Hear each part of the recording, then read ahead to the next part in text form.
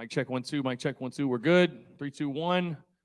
All right. What's up, Tin Roof? Appreciate y'all coming out. Wednesday, August the 11th, 2021. We are back after a hiatus last week. Appreciate y'all rocking and rolling with us as I was out of town in Missouri. Little brother graduating from basic training in the Army. How about that? We went out to Missouri. Yeah, we'll never make that drive ever again. 12+ hours. We got back Thursday night, Friday morning, about 3:30 in the morning. Obviously, that's why we were not at Tin Roof last week, but feels good to be back.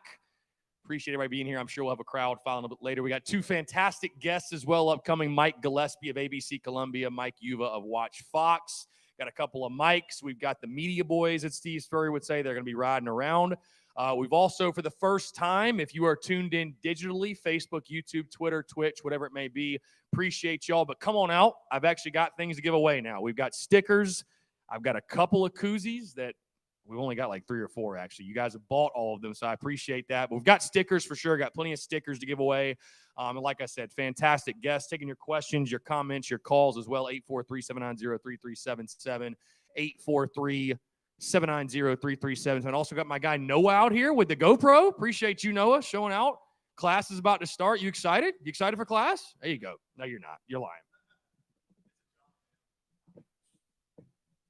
As I'm getting situated up here. There we go. There we go. Okay. Yeah, anyways, 843-790-3377, guys, taking your questions, comments, calls. Again, we're talking fall camp. Gamecocks football basically officially back. Fall camp underway through 5 practices. The team had the day off today, but they'll get back after tomorrow. The first scrimmage of the fall upcoming this Saturday at Williams-Brice Stadium. So very excited, looking forward to that. What's up, man? Appreciate you coming out. What's going on? What's going on? Just chilling. Dude, yeah, here. Hold on. Let me So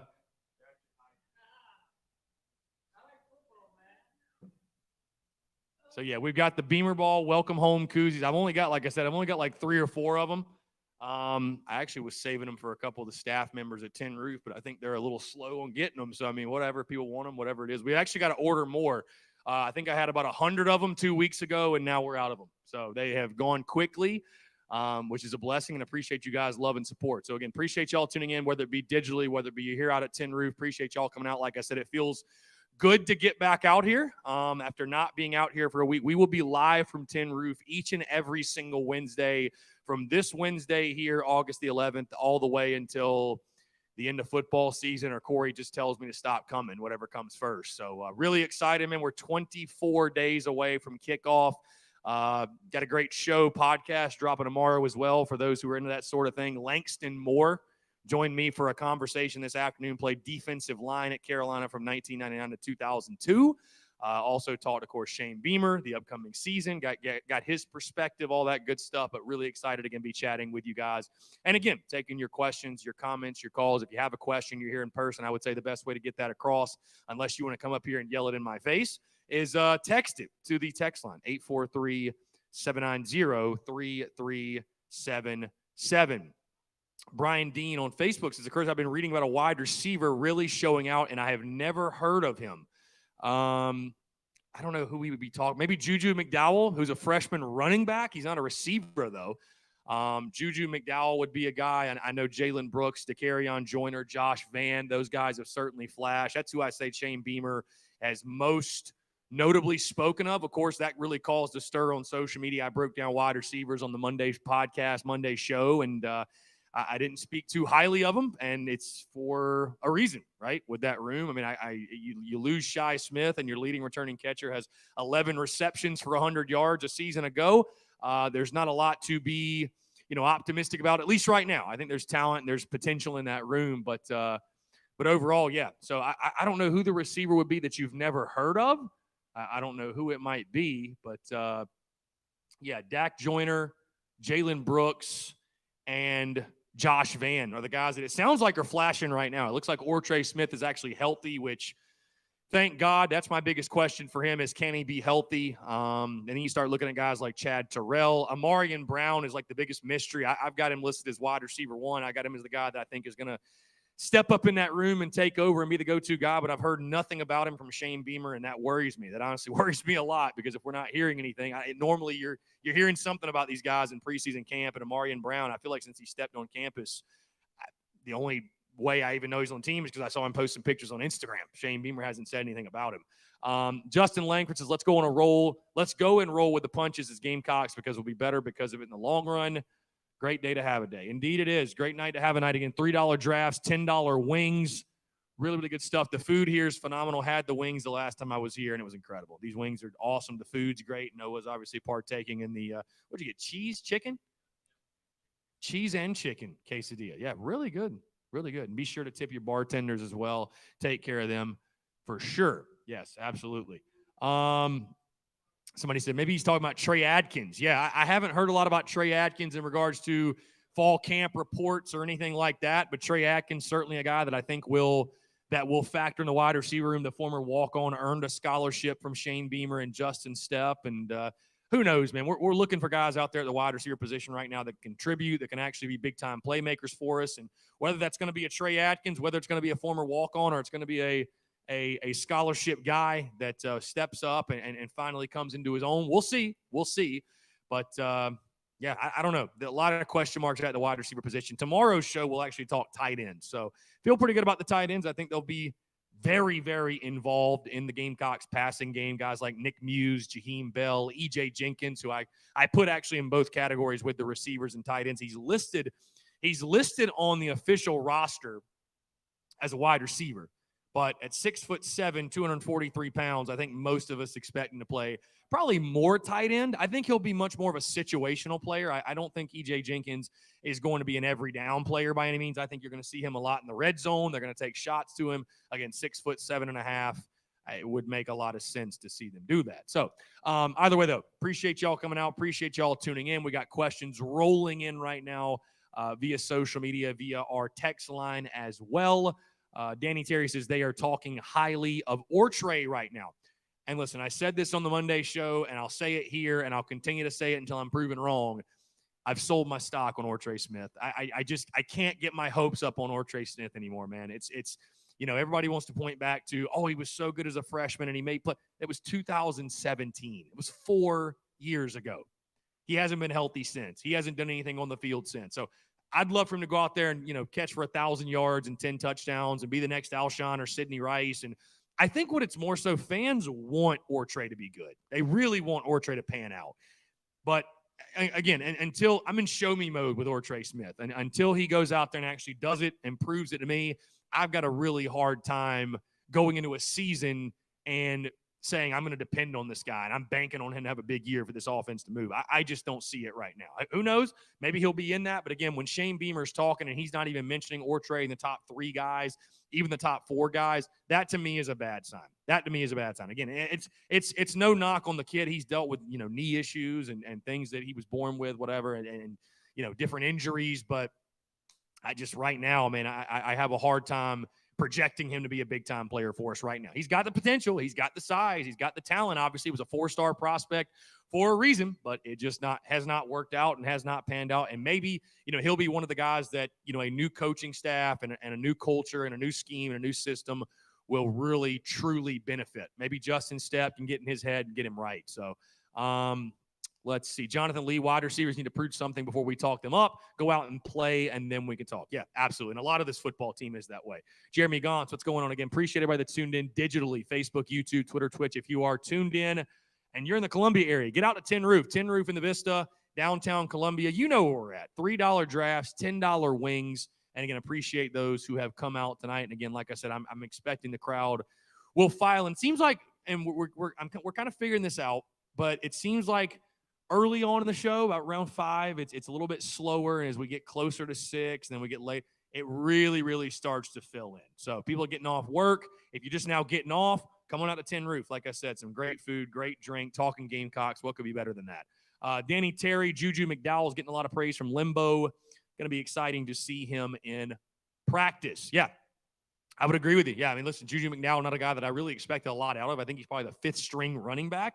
But, you need playmakers. Anybody who's athletic, who's quick, who can help you out in that regard offensively, just making plays, you'll take them. You'll take any of them. So you'll take any of them, sure. Austin Ward, what's going on? Jonathan Lee says run the ball, then hit the play action to our tight end. That should be our money plays until a dude at wide receiver steps up. Yeah, I've said it before. This team should be a 70-30 run to pass.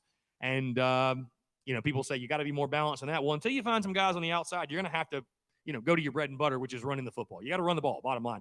You got guys like Kevin Harris, Marshawn Lloyd, Rashad Amos, Zakondre White.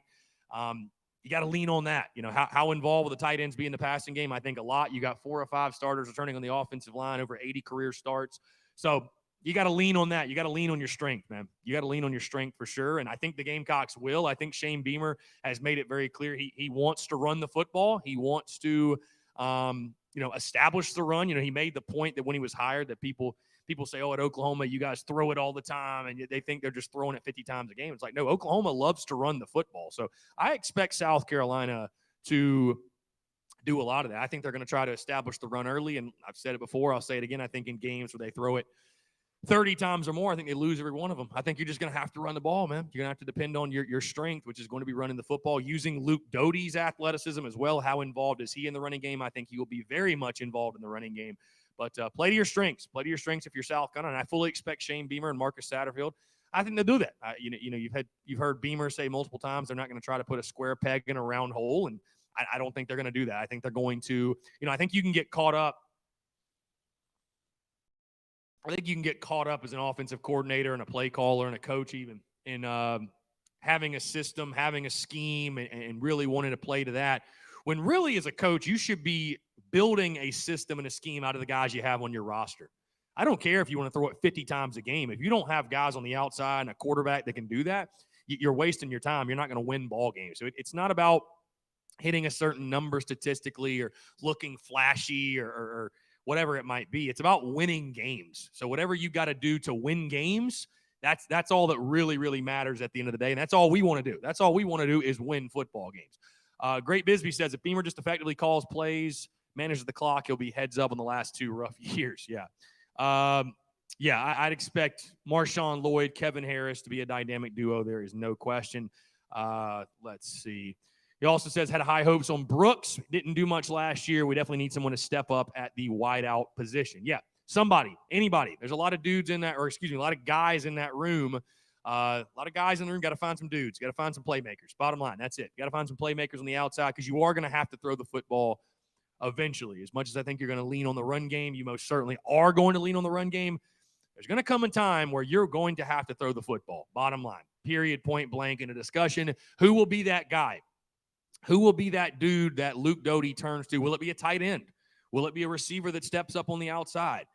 Who will it be? So who's going to emerge from that group? We shall see. Again, guys, thanks so much for coming out. We've got Mike Yuva of Watch Fox and Mike Gillespie of ABC Columbia. A pair of Mikes joining the show. Very excited to get these guys' perspectives. Again, we're going to try to have a nice mix of guests who will join me up here each and every single Wednesday. And the ideal situation is this, and I know Mike is running a little bit behind, which is totally fine. We're not like on some set schedule or anything. We're out here 5 to 7. But, ideally, we're going to have 2 guests every week. I can't promise that, but that's ideal. We'd have 2 guests, 1 for each hour. And in the rest of the time, we'll take questions, comments, and all that good stuff. So we're going to have both Mike Yuva, Mike Gillespie. Really excited to hear their commentary. Mike Yuva has actually been out at fall camp for South Carolina, as I believe Mike Gillespie has been out there as well. Gillespie's got some really cool perspective because he's a Florida guy, and he covered Muschamp at Florida, and then he covered him at South Carolina. And, of course, he's had many interactions with Steve Spurrier, and it's really cool to get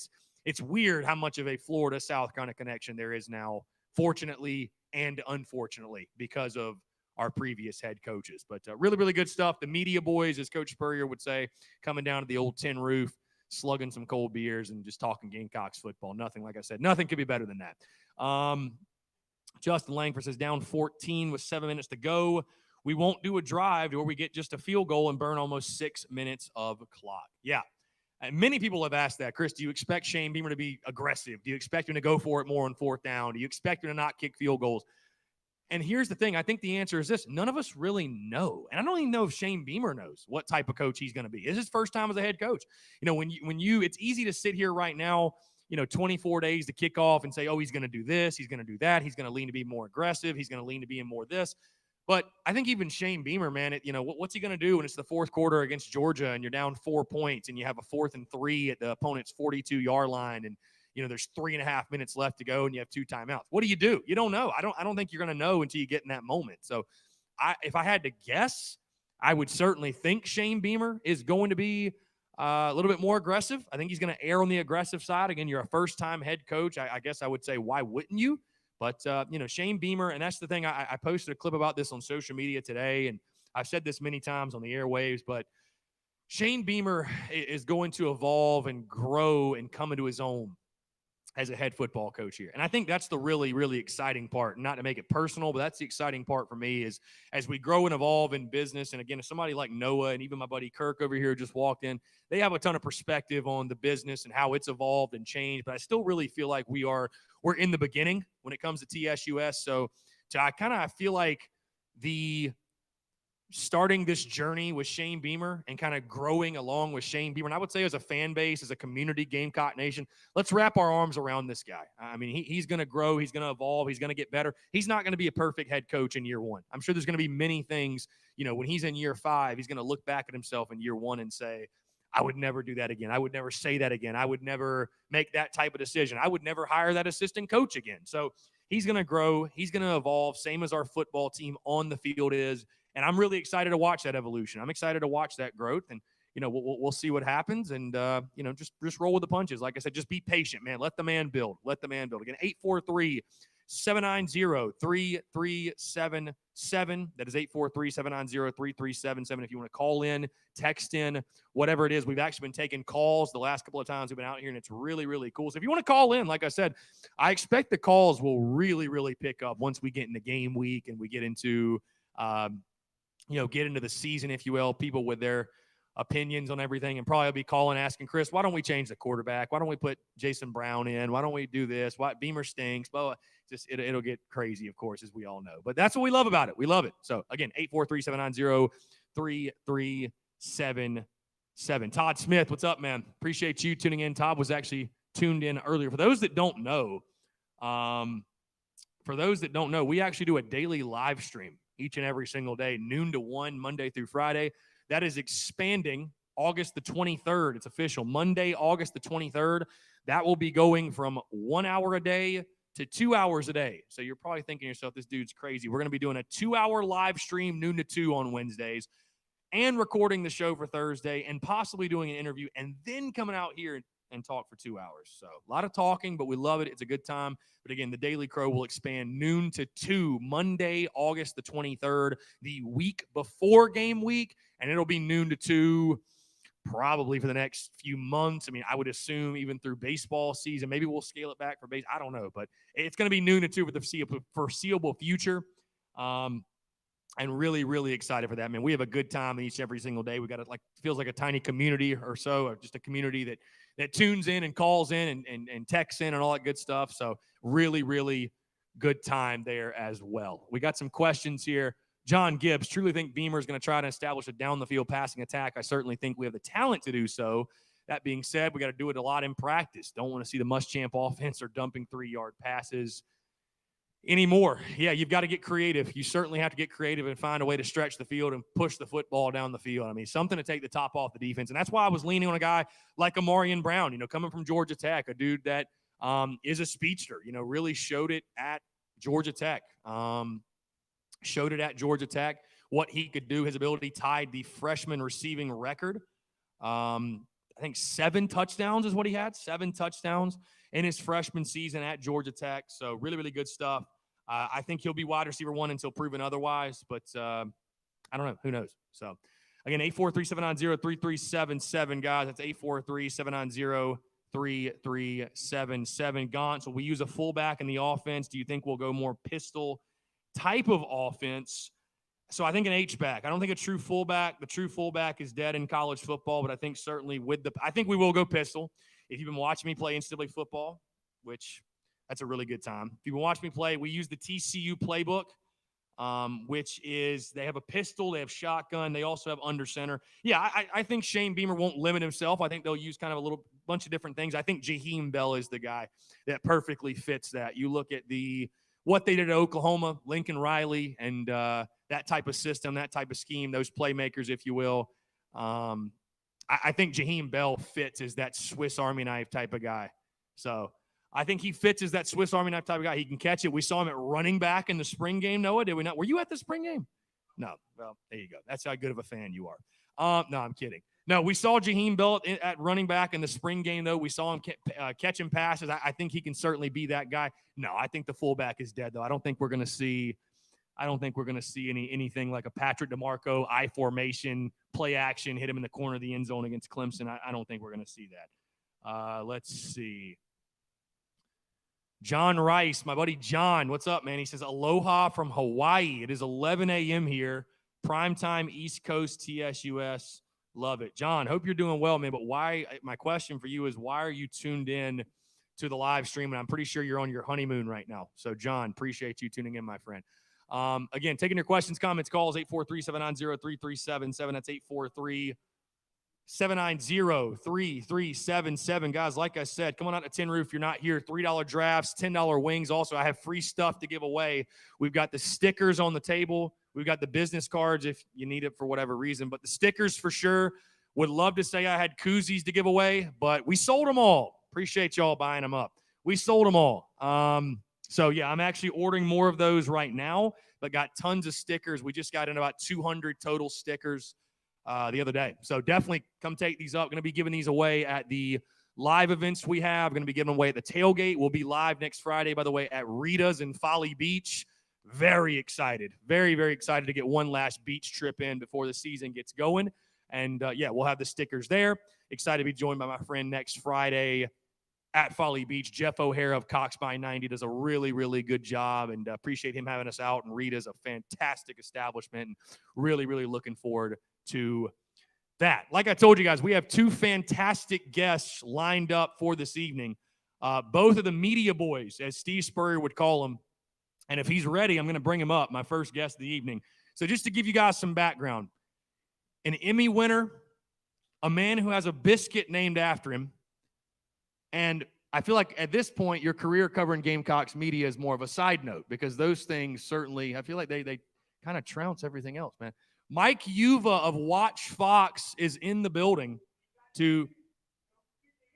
I said the Emmy, Kirk. I'm not forgetting. I led with that. I led with the Emmy. I know Kirk doesn't drink, but someone should check what's in there. Yeah. Diet Coke. Is there a crown? Kirk, how many Diet Cokes have you had? Can we cut that? Mix in a water, Kirk. Mix in a water. Mike Yuva, Watch Fox. Mike. Appreciate you having me on. Somebody I'm blessed to call a friend as well, man. I appreciate you coming out. It's great to chat with you, talk Gamecocks ball, obviously. Before we get into that, though, like I said, man, the personal stuff, and I know you and I chatted on the show last year and talked a little bit about your career in sports media, and it's kind of funny. We got my buddy Noah right here who works with me. He's a student at USC. He's kind of on the media grind, if you will, and I'm sure he'd love to pick your brain about what'd you say? There was a $25,000 job in Mississippi? Yeah. I'm like, hey, I'm pretty sure this guy cut his teeth there. So I'll say this, and everyone's background's different. It doesn't even have to be TV. My first job was in the middle of nowhere in Greenville, Mississippi. Got paid about $20,000 a year. Very fortunate, have some great parents, but I told them I wanted to be able to do it on my own. For the first 8 months, I slept on an air mattress and ate on an upside down laundry basket. Right. Because I didn't have any furniture. Right. So everyone's background's different. That's not to say, the way I did it has to be the way you do it or someone else does it that way. But it definitely made me appreciate the grind, because everything I earned, I knew that I had to get that. And, I'm still fortunate to have great parents. Like, all right, at some point, you might need to be able to get an air mattress. I mean, you have to upgrade from an air mattress, but, it was definitely something I'll always remember, eating up that upside down laundry basket for 8 months. And you got here. So you got here covering the Gamecocks 2016, right? 2016? Right at the beginning of the right. Talk about how you ended up here. And I want to ask this. When you got here, what'd you know about South Carolina? I mean, you'd obviously been in SEC country down in Mississippi, so I'm sure you probably were familiar with Mississippi State, Ole Miss. But like, did you know anything about South Carolina when you got? Did you? And how surprised were you at the passion, if you will, of the Carolina fan base? My first memory of South Carolina, I came down for the 2014 Medal of Honor Bowl when they used to do that Senior Bowl over at the Citadel, and that's how myself and Malcolm Butler were able to get linked up when he was still at West Alabama before anyone knew him. Obviously made the play with the Patriots. I remember finding out, the bars in some of these places stay open till 6 a.m. I'm like, geez, Massachusetts, we are really slacking right now. So that was the very first thing that I found out. But Corey Miller, former Gamecock captain, tremendous football player, played 9 years in the NFL between the Giants and the Vikings. We were able to link up at the Medal of Honor Bowl in 2014. And it's funny how life works because 2015, I'm there to cover it, have a bunch of random celebrities, and Corey's one of the guys that's playing in it. I'm covering it. A year later, that's exactly when the weekend job at Watch Fox opened up in 2016. And very, very fortunate. If it wasn't for Corey Miller, I would not be at Watch Fox. So grateful how things lined up. And when I got here, I knew about Marcus Lattimore, but pretty much outside of that, I didn't know too much. And then being able to get introduced to the rich history of just great football and great athletics across the state. I mean, man, what a very special place it is. Yeah. And I feel like, Mike, what you've been able to do a really, really good job of is build that personal brand, like in the city of Columbia and amongst the Gamecocks fan base. And of course, you cover South Carolina, Clemson, the entire state, right? But, especially being located in Columbia, you've been able to really, touch the Carolina fan base and I feel like build a lot of great rapport and relationships with people. Was that something for you, again, on social media that came naturally, as far as you always felt like you were, like, were you always like a big social media guy, or did you always know? Because I feel like that's something that really, really started to evolve. And I mean, Twitter over the last 10 years and Instagram and all of social media has really, it's you got to have a personal brand, bottom line. But you've been able to do that really, really successfully. I mean, what do you attribute that to, if you will? Shoot, I didn't think I got my first. I didn't get Twitter, I think, until maybe January 2012.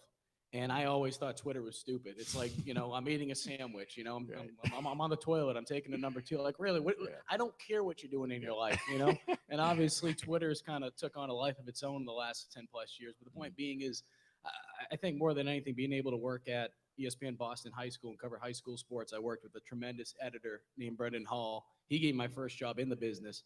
And he was such a big, big, big deal when it came to social media, and just being able to see how he went about it and interacted with people. You take bits and parts, kind of like a football coach. You figure out what works for you, and what's a coach doing at another place that maybe you coached under. So that's kind of what I did. And I think maybe, I don't know, after my second year here, I wanted to be able to connect a little bit more, and it kind of took on a life of its own. Now, we've talked about this before. I mean, it's funny. The last time we talked, I mean, in terms of social media, it really has took off for me with the stupid biscuit thing, and then the Will Muschamp story I broke. Before that, I mean, I had a decent following on social media, but it kind of took off on a life of its own. And it's amazing how many people you can interact with and just build relationships with, and the direct messages and the talks outside of sports and outside of your job. So it's something that I don't take lightly.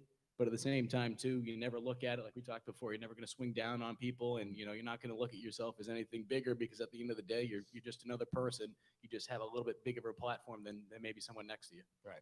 For sure. Now, you're a guy, obviously, being in this industry and just going through life, right? Like, you're going to fail, and it's okay. You learn, you get back up, and just keep going. And some of the funnier, lighthearted moments I've seen you post on social media was obviously the video clip from when you first started, when you thought you broke the laptop, or I saw the other one I think you posted where I don't know if you tweeted it or you wrote a story where you said like Parker White was the leading returning receiver or something like that. You had just gotten here. That was my first press conference for Will Muschamp. And I'm talking to basically a bunch of trees at that point, because no one's following me on social media. No one, knows me from a bucket of paint.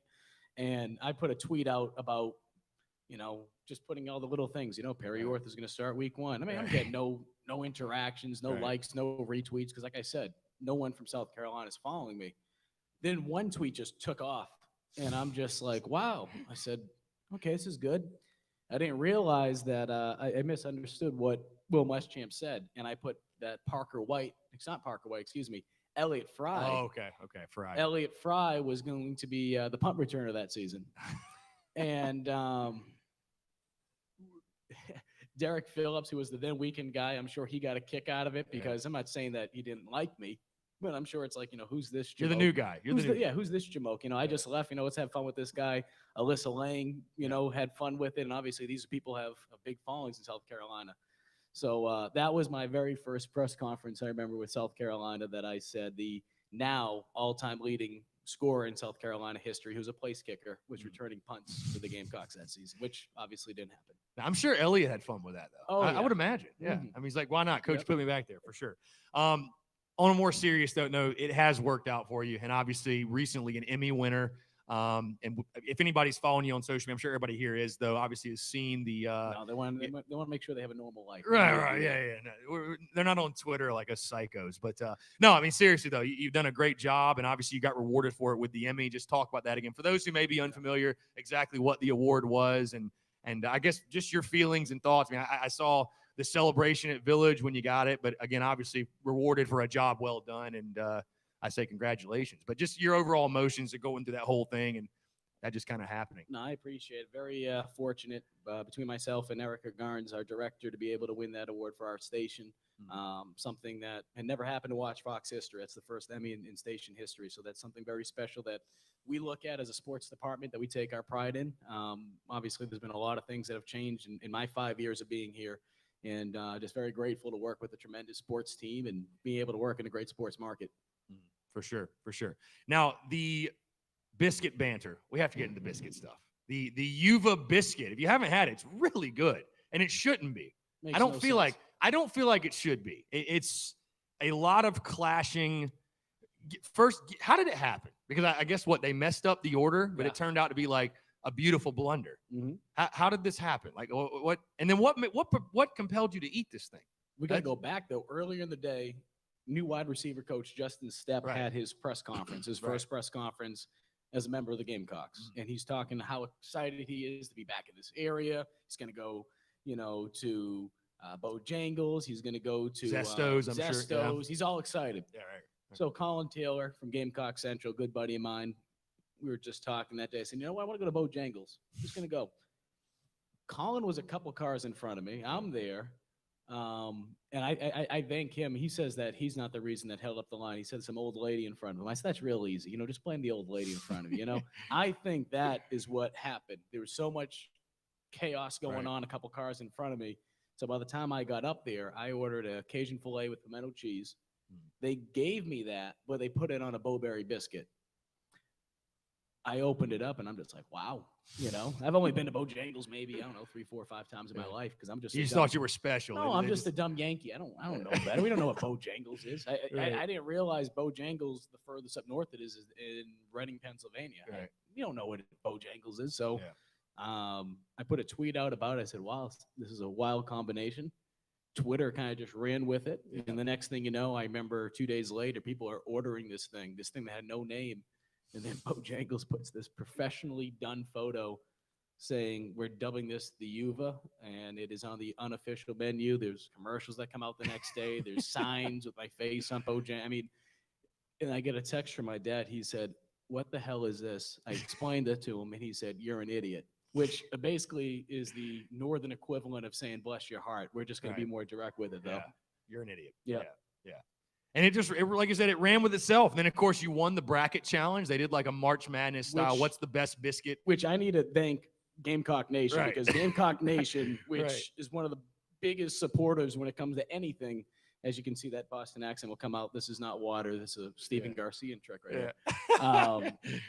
You're not fooling anyone, Steven. Yeah. They just ran with it. And it was something that was, was just fun. We had fun with it. We made some videos. We impersonated Don Staley cutting the nets down, and Don got involved with it. So, it was a lot of fun. Never thought I'd have anything named after me, especially a biscuit in the South, though. That's for sure. Yeah, I think you've seen when Gamecock Nation wants to get behind the calls, they make it happen, come hell or high water. Noah, you got a question. What's up?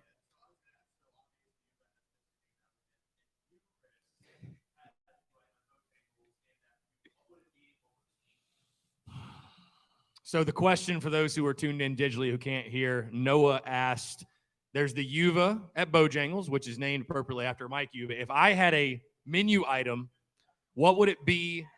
What would it be, and what would be the name of it? And you're putting me on the spot here. I don't know. I feel like that's just something that has to happen organically. Like you could have never imagined, dreamed it in your entire life. I've always been a big bacon, egg, and cheese guy. And when I get normal, or just when I get not breakfast, I'm getting the chicken supreme. So Supremes are really good. The Supremes are great. The best thing that has come out of this whole Yuva biscuit thing has been my introduction to bow rounds, because I had never got bow rounds before, and they've changed my life. We're actually, funny thing, speaking about media boys, after practice yesterday. I did see the picture. Yes. Yeah, so they let us in for the first 5 periods. Oh man, there's probably like 15 of us. Yeah. Everyone goes across the street to Bojangles, and we're getting ready for the press conferences that are going to take place in like an hour and a half. Like I said, I'm a dumb Yankee. I don't know what the hell's going on. Right. There's a guy in the drive-thru, you can hear over the loudspeaker. He ordered Bo Rings, and everyone at Bojangles, everyone that's working in the back is just dying laughing. So I don't know if you want to reinvent the wheel. Bo Rings. Bo Rings. I don't know what was he Bo- trying to get. He got Bo Rounds, but he just, and then Colin Taylor over here is like, God, maybe one day they can like put this thing out there that has the name of items and they put pictures next to it. Yeah. So maybe you can actually know what you're ordering. Maybe one day they'll be able to do that to help this guy that ordered Bo Rings. Yeah. I mean, it's wild. And now they have a chicken sandwich. All the Gamecock, I feel like a ton of Gamecock players. Is very, very good. Really? Very good. Now I have a reason to go back to Bojangles. Go get the chicken sandwich. It's not, I love eating chicken sandwiches at different places, Yeah. This one has a slight kick to it. It's not super, super spicy, but it has a slight kick inside. And the breading is really good too, because sometimes, the breading at Popeyes, I feel like they give you a whole loaf of bread and they just cut it down the middle and they just put the chicken sandwich between it and you can't even taste the chicken. All you can taste is bread. This is just the right amount. It's good. You ever get the question, are you like a food blogger? Does anybody ever ask you that? Because you're a big food guy. I don't know. Well, the funny thing is, when the pandemic happened last year, I just started tweeting out pictures of food. Right. I'd go to restaurants, and it was one of those things that I wanted to do to be able to help some of the restaurants and small businesses who weren't able to get people to come out. Right. I'd go to nightcaps and say, these wings are doing this special on this night, blah, blah, blah. And it started to come out that way. So I kind of had a mini food following to begin with. And then this thing obviously took off, which someone asked me, oh, this was definitely staged. I'm like, you think I'm that smart? I said, you're giving me way too much credit. I said, I'm not the brightest crayon in the box. Yeah. You really think I'm that smart when it comes to that stuff? So, and I don't think you could have written this up the way that it's kind of played out. Very organic, to say the least. Yeah. So to answer your question, Noah, like you just said, the best things happen organically. I mean, unless you want to say you order a Coke from Bojangles and throw some whiskey in it. I don't know. I mean, I don't know. Whatever.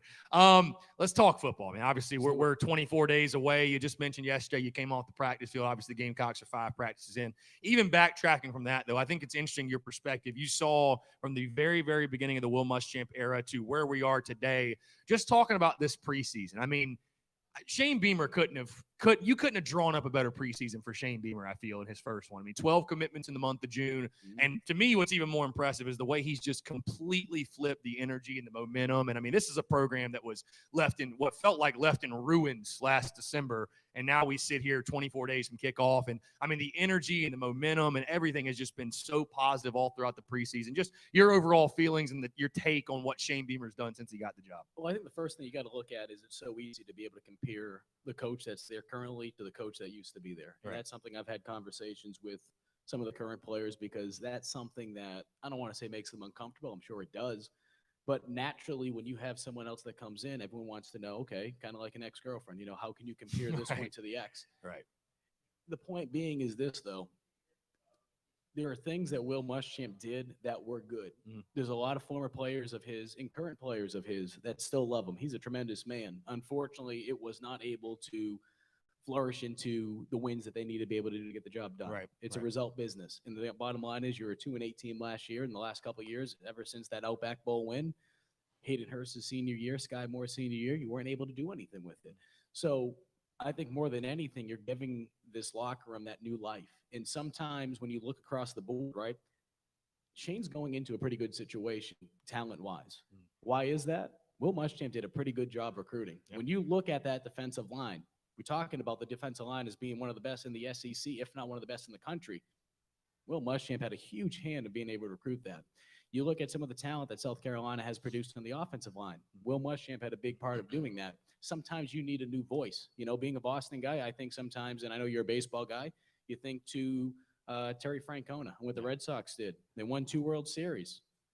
Will Ferrell comes in, what happens? Yeah. They win the World Series a year after Terry Francona left. I'm not saying USC is going to win a national championship in Shane Beamer's first year, but the point being is sometimes your program is not as bad, and it's not in shambles the way that some people perceive it to be. Right. Because when you really look deep into it, there's some pretty talented players at South Carolina, but sometimes you need a new voice. And I think the situation that South Carolina was in, especially after last year, you needed a new voice. And Beamer has been that voice. He's been able to get this locker room back in the direction in terms of being positive, having that energy. And now I think South Carolina, more than anything, is in a position to be very successful, regardless of what people are saying in terms of, okay, what the record's going to be this year and this and that. They don't have receivers. I think this team is in a much better position than a lot of people really think they are. Has there been anything that stuck out to you that's impressed you most in his short time here? I mean, obviously, again, you're very close to the program, obviously being in, being in different media availabilities and getting to ask him questions. I'm assuming you were at SEC Media Days and whatever. But has there been anything specifically to you that you look at and not saying maybe you didn't expect it, but you're like, man, that right there, that has really stuck out to me as something that's going to make Shane Beamer really successful at Carolina? Well, I think back to a guy that I played for, Bob Chesney. He came in my senior year. He turned the program around, turned him into a national powerhouse. He recruited Carlin Splittell. He recruited Deontay Harris, all-pro punt returner for the Saints. And then he's at Holy Cross. First 3 years there, he's won 2 Patriot League championships back-to-back years. He reminds me a lot like that. So I've seen coaches that are similar to Shane Beamer. And the reason I mention that is because the similarities are when Coach Beamer came in here, he had this vision. He had a lot of energy. You know, I'm not a big, he won the press conference guy, Right. but at the same time, he did that. And then you look at that energy from December all the way to SEC Media Days, it has been consistent. And everything you hear from talking to the players to the media availabilities that we've had between December and July, it's been consistent. And that's what I've noticed with him. And like I said, having played for a guy like that, I think it should really, really excite Gamecock fans because it's really easy. You don't even have to be a football player now. It's really easy to read the BS. It's really easy to be able to see who's a car salesman. And there's so many in college football that will tell a fan base, tell a player, tell boosters, this is how I want to do it, blah, blah, blah. And then a couple months later, he's kept that same energy. He truly wants to be here. And I think on top of that, he's been able to create a staff that wants to be here. We obviously know the carousel that happened in the offseason between December and January. It seemed like it was a revolving door. But now we've got to a point where there's so many talented coaches on staff and guys that have connections to South Carolina. And as a result, we're seeing the recruiting element of it, which, having a chance to talk to Steven Garcia, I said, what did you think about this? He's like, he has to do this. He doesn't have a choice. And people can look at 3 stars and this and that. Go look back. Go look back to the early 2010 period. I know you've talked about it before. You don't always need the 5 stars. And I know some people get so caught up on the freaking stars, 5 stars, 4 stars. And I'm not saying they're not important, but at the end of the day, you bring 4 or 5 stars in here, they don't produce. They're just 4 or 5-star recruits out of high school. You need to be able to get your talent to perform once they get to the college level. And I think Beamer has that in him. He's very hands-on. Saw that yesterday with E.J. Jenkins and just some of the other players. He is a guy that will put his hands, saying it that way. Okay, let's go back here a little bit. He will put his hands on this program, and he will be very engaging when it comes to being able to work with his players. And again, you just mentioned fall camp. Obviously, you guys have been out there 2 or 3 times now. We're 5 practices in. Of course, the team having the day off today. They'll return back to the practice field tomorrow, and then a scrimmage on Saturday. Just early impressions, what you've seen. Again, I think we all believe there is talent on this roster. I think we know where the biggest question marks lie at wide receiver, defensive back, and the depth there and the concerns. But just early takeaways. Has anything really stuck out? Again, I know it's tough. They're not even in full pads yet. They're just in shells. I know from, yourself, Gamecock Central, some of the other guys, Marshawn Lloyd's a guy that's obviously flashed, and just seeing him fully healthy is a great sight. But your early observations, early takeaways from fall camp. We're going to hear so much about this defensive line, and I'll talk about that in a minute. But I think the thing that really, really excited me yesterday, and it should excite a lot of Gamecock fans, and I know I reported on it yesterday, is seeing Marshawn Lloyd back out there and making cuts on that left leg that he tore his ACL on a year ago. I mean, he's making cuts. He's being able to accelerate off that left leg. And like you said, they're just in uppers, they're just in shells. But at the same time, too, you need to be able to get that confidence back. I mean, I remember talking to Nick Muse about this last week. A lot of people were down on Muse when he was coming back from that injury in terms of how he was going to bounce back. He said he wasn't himself to that Missouri game. I don't think people really understand the mental wear and tear it takes on a player's body, especially a lower body injury, because every time you're trying to make a cut, every time you're trying to make a move, you're thinking about it. And it takes time to be able to put that aside and be able to just play. So with Marshawn Lloyd, look, I'm not here to say that come week one, he's not going to be thinking. I'm sure he's going to be thinking. And who knows? It might take till week 2, week 3, week 4, week 5 sometimes. It's not a thing where every player is going to be this exact same. But I think with Lloyd, just seeing the way he's cutting right now should make a lot of Gamecock fans very excited. And especially not knowing what the situation with Kevin Harris is because, Kevin was back in pads yesterday. He didn't practice. But at the same time, too, we don't know when he's, number one, going to be back on the field and given the green light to be able to fully practice. But number two, how is he going to look once he's back out there? So being able to have as much depth at running back, a position that we've heard so much about over the last couple of months, there's still question marks about that position in terms of who will be the starter week one. I think other things, too, Luke Doty, just seeing the way that he's been able to take on this offense. I think Marcus Satterfield's going to put him in a situation where he is going to be able to succeed. He is going to be able to use the running back, which is going to be a strength of this team, but he's going to have two tremendous tight ends in Nick Muse and EJ Jenkins. And on top of that, he's also going to be able to put himself in a situation where he's going to be able to get out of the pocket and make plays with his feet, something that I know Gamecock fans on Twitter, you would have thought it was the end of the world the way he was performing. Well, here's the deal. They did not want him to use his feet. They know what he can do with his feet. They wanted him to be a pocket passer, which obviously isn't his game. And when you take his feet away, it changes the way his game is. Right. So I think Luke Doty is going to be much better than the 125th best quarterback in the country, according to Pro Football Focus. Yeah, for sure. And you talk about that defensive line, and I think it was interesting yesterday. You were able to chat with Carlin Splittell, who came from Assumption, where you played football, and he gave you some insight on the defensive back room and his adjustment to the SEC. And it sounds like he's flourishing. I think what he's working with the twos right now, which is, he's going to be in that rotation, obviously. And I think the Gamecocks they're going to need all hands on deck in the secondary. There's no secret. I think Shane Beamer did as good a job as you could have asked for in regards to, after you lose guys like JC and Izzy and John Dixon and Jammy, and the list just goes on of trying to plug in from the transfer portal, Karan Prunty from Kansas, Tyrese Ross from Washington State, Marcellus Dial out of JUCO, Carlin Splittell from Assumption, just getting quality football players. But again, I think it's no secret for you and I. We both know. And again, the linebacker position, I'm not sure 100% what to think of it yet. I like Debo Williams, but I think right now the biggest question for me is, and I think the most underrated loss in the defense is Ernest Jones. Can Debo Williams or Sherrod Green or Mo Kaba,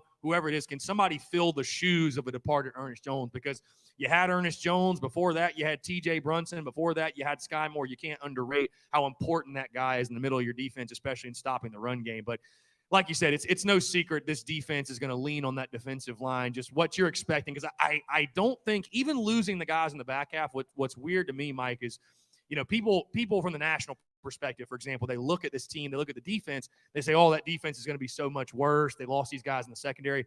I don't think they can be worse. Like, honestly, even with those guys, you gave up 260 yards per game passing. So I think it's something where, and I know it sounds like coach speak, but simplifying the defense. And I know Jamar Brown just said the defense is going to be complex, but I have to imagine they're going to simplify in a 4-2-5. Just let athletes be athletes. You're going to be leaning on that defensive line. That defensive line, I think, for this defense to make just any sort of jump, but the jump we want to see it make, guys like Jay Jennings-Barre, Zach Pickens, Jordan Burks, Tonka Hemingway, Jabari Ellis, Jordan Strong from Georgia State. That defensive line's got to ball out this year. Here's the thing about a 4-2-5 defense. It is very difficult to be able to pick up at first, but once you are able to understand it, it becomes clockwork, and it is so easy, and you're able to add more elements to it, especially when it comes to blitzing. So if you're a Gamecock fan that wants to see more pressure on the quarterback, you should be excited with this defense under Clayton White.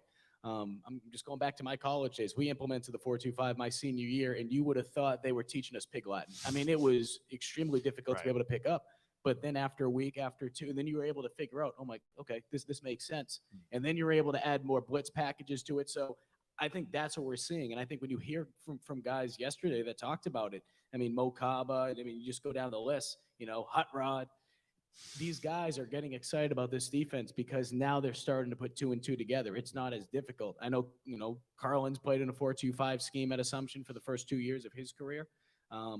You're able to pick up on these things fairly quickly once you're able to put 2 and 2 together. So, just like anything, there's going to be different terminology if you go from one school to another, or in this case, you have an entire defensive unit that's playing under a new defensive coordinator. There's going to be new terminology. But once they're able to pick this up, you're going to see new elements to this defense and new wrinkles each week. And I think that is why you're hearing from these players like no one's going to stop it, because it is one of those things that it's so interchangeable. That's why he's having, Clayton White's having all the linebackers learn every position, because in a 4-2-5 defense, it really doesn't matter if you're the Will or the Mike or the Sam. He wants to be able to move you around because you're going to be blitzing left and right. It's going to be putting so much pressure on opposing offenses that it is going to be exciting. But the bottom line is they need to be able to understand it first and foremost, and they need to be able to go out there and execute. And I think this defense is starting to click, but we'll see how close they're able to get going. For sure. Now, certainly, Mike, I'm not going to ask you for a record prediction or anything like that. I'm locked in at 6-6, 3-5 in the SEC. I think this team does have talent. I think they have question marks, but I think they have a lot of talent. I think a bowl game is very, very realistic in Shane Beamer's first year. But from your perspective, is there anything specifically, and again, you played football on the college level, so I feel like you've got an understanding of football even beyond I or many of us in this room, or a lot of people do. So you understand what's going on in that locker room and, what this team's going to go through this season. Of course, they're going to hit adversity. There's going to be bumps in the road, no question. All teams do, and it's about how you overcome adversity, and that's one of the things I'm most looking forward to with this team. But is there anything specific you want to see, and you feel like when you're talking to Gamecock fans, hey, you should be looking for this, or if you see this, it's a really, really good sign early on in Shane Beamer? We all know how the schedule sets up. Pretty favorable the first half. Second half, you start playing some of those bigger boys, guys like A&M, Florida, Auburn, Clemson. We all know the drill. But, outside of the record, anything you're looking for specifically from this team? Well, let me ask you this. Just give me a real brief answer, because I'm sure a lot of people in this room would say the exact same thing if I asked them this question. Would you rather see South Carolina go to a bowl game this year, or would you rather see South Carolina maybe only have, 4 or 5 wins, but be successful 3-4 years from now? Oh, yeah, of course. Yeah. 4 or 5 wins, be successful. So the point being true progress. So the point being is this. It is going to be very easy to be able to look. It's not even just this situation. You look at any situation where a new head coach comes in. It is so easy to look at the wins and losses and be able to say, all right, this is how you measure success. The reality is we're not going to really be able to measure this success until probably, maybe mid-October, late October. And where I'm going with that is this. You need the upperclassmen more than anyone to buy into what Shane Beamer is doing. We're hearing it right now. It's the honeymoon phase. Right. Until the game starts to count, it really means absolutely dog crap. Yeah, right. So by mid-October, we're going to find out if this team is bought into what he's doing. And if you're a freshman, if you're a sophomore, and you're seeing your seniors, the guys that are the leaders of this team, buying into what Beamer is promising you and pitching to you, that is the foundation moving forward. So more than anything, it starts with the upperclassmen and how they handle this transition. Because if they do a good job with that, that is going to have a trickle-down effect for the next 2, 3, 4 years. Mm-hmm. And if you don't, it's just going to take some more time to be able to turn the ship around. So I think when you look at a new coaching change and you look at any school across the country, the first thing you need to be able to find out, and sometimes it's difficult to be able to read, it's more of one of those internal things, is finding out, are the upperclassmen truly buying in? Because the good programs have upperclassmen that buy in. If they don't, it's just going to take much longer time to be able to turn around. That's not to say that these upperclassmen won't buy. I mean, they could be in a situation where they said, you know what, I'm not feeling it. That's not to say that they can't turn this program around in a couple of years. It's just going to take a longer time, because you need to convince the underclassmen who are watching these upperclassmen, who look up to these guys. You need to convince them, hey, trust me. And that sometimes is tough. The biggest thing when you have a new coaching change is that trust between the coaches and the players, and vice versa. Yeah, and I think what is a good sign, I'll say to that point, is when Shane Beamer came in, I feel like the thing that's been repeated over and over and over was Shane Beamer came in and said, I'm going to earn your trust. And he told the team that, and hearing from guys like Jabari Ellis and JJ deciding to come back, who could be in an NFL training camp right now. And I agree with you. You have to lean on that veteran leadership. I think that's a pretty good sign for South Carolina in regards to, what Coach Beamer's building, what he's preaching. And like you said, hey, we'll see you in 24 days, man, because I've been telling people all preseason long, the honeymoon phase happens and the positive energy, positive momentum. But what I want to see is that positive energy and positive momentum maintained when you go to Georgia week 3 and get punched in the mouth, most likely. Or you just play the gauntlet of an SEC schedule. Just keep that going, because like you said, the way you play this year, it can pay dividends off 2, 3, 4 years from now in recruiting and everything. So I think great perspective there, my friend. Yeah, and use that terminology. It's one of my favorite quotes in sports, by Mike Tyson. Everyone has a game plan until they get punched in the face. Yeah. And we know that some of these games early on in the year outside of Georgia, on paper, South Carolina should win, but they might not be so easy. Right. And those are the swing games, if you will. So I think more than anything, how South Carolina is able to respond early on to adversity and being able to have a Georgia week 3 is really going to tell us what this team's going to be all about. And that's not to say that they're going to go up there and get smacked in the face and lose by 40. I'm not saying that, but how are they going to respond to that game? I mean, they could go up there and beat Georgia again. And if they win, how do they respond the next week?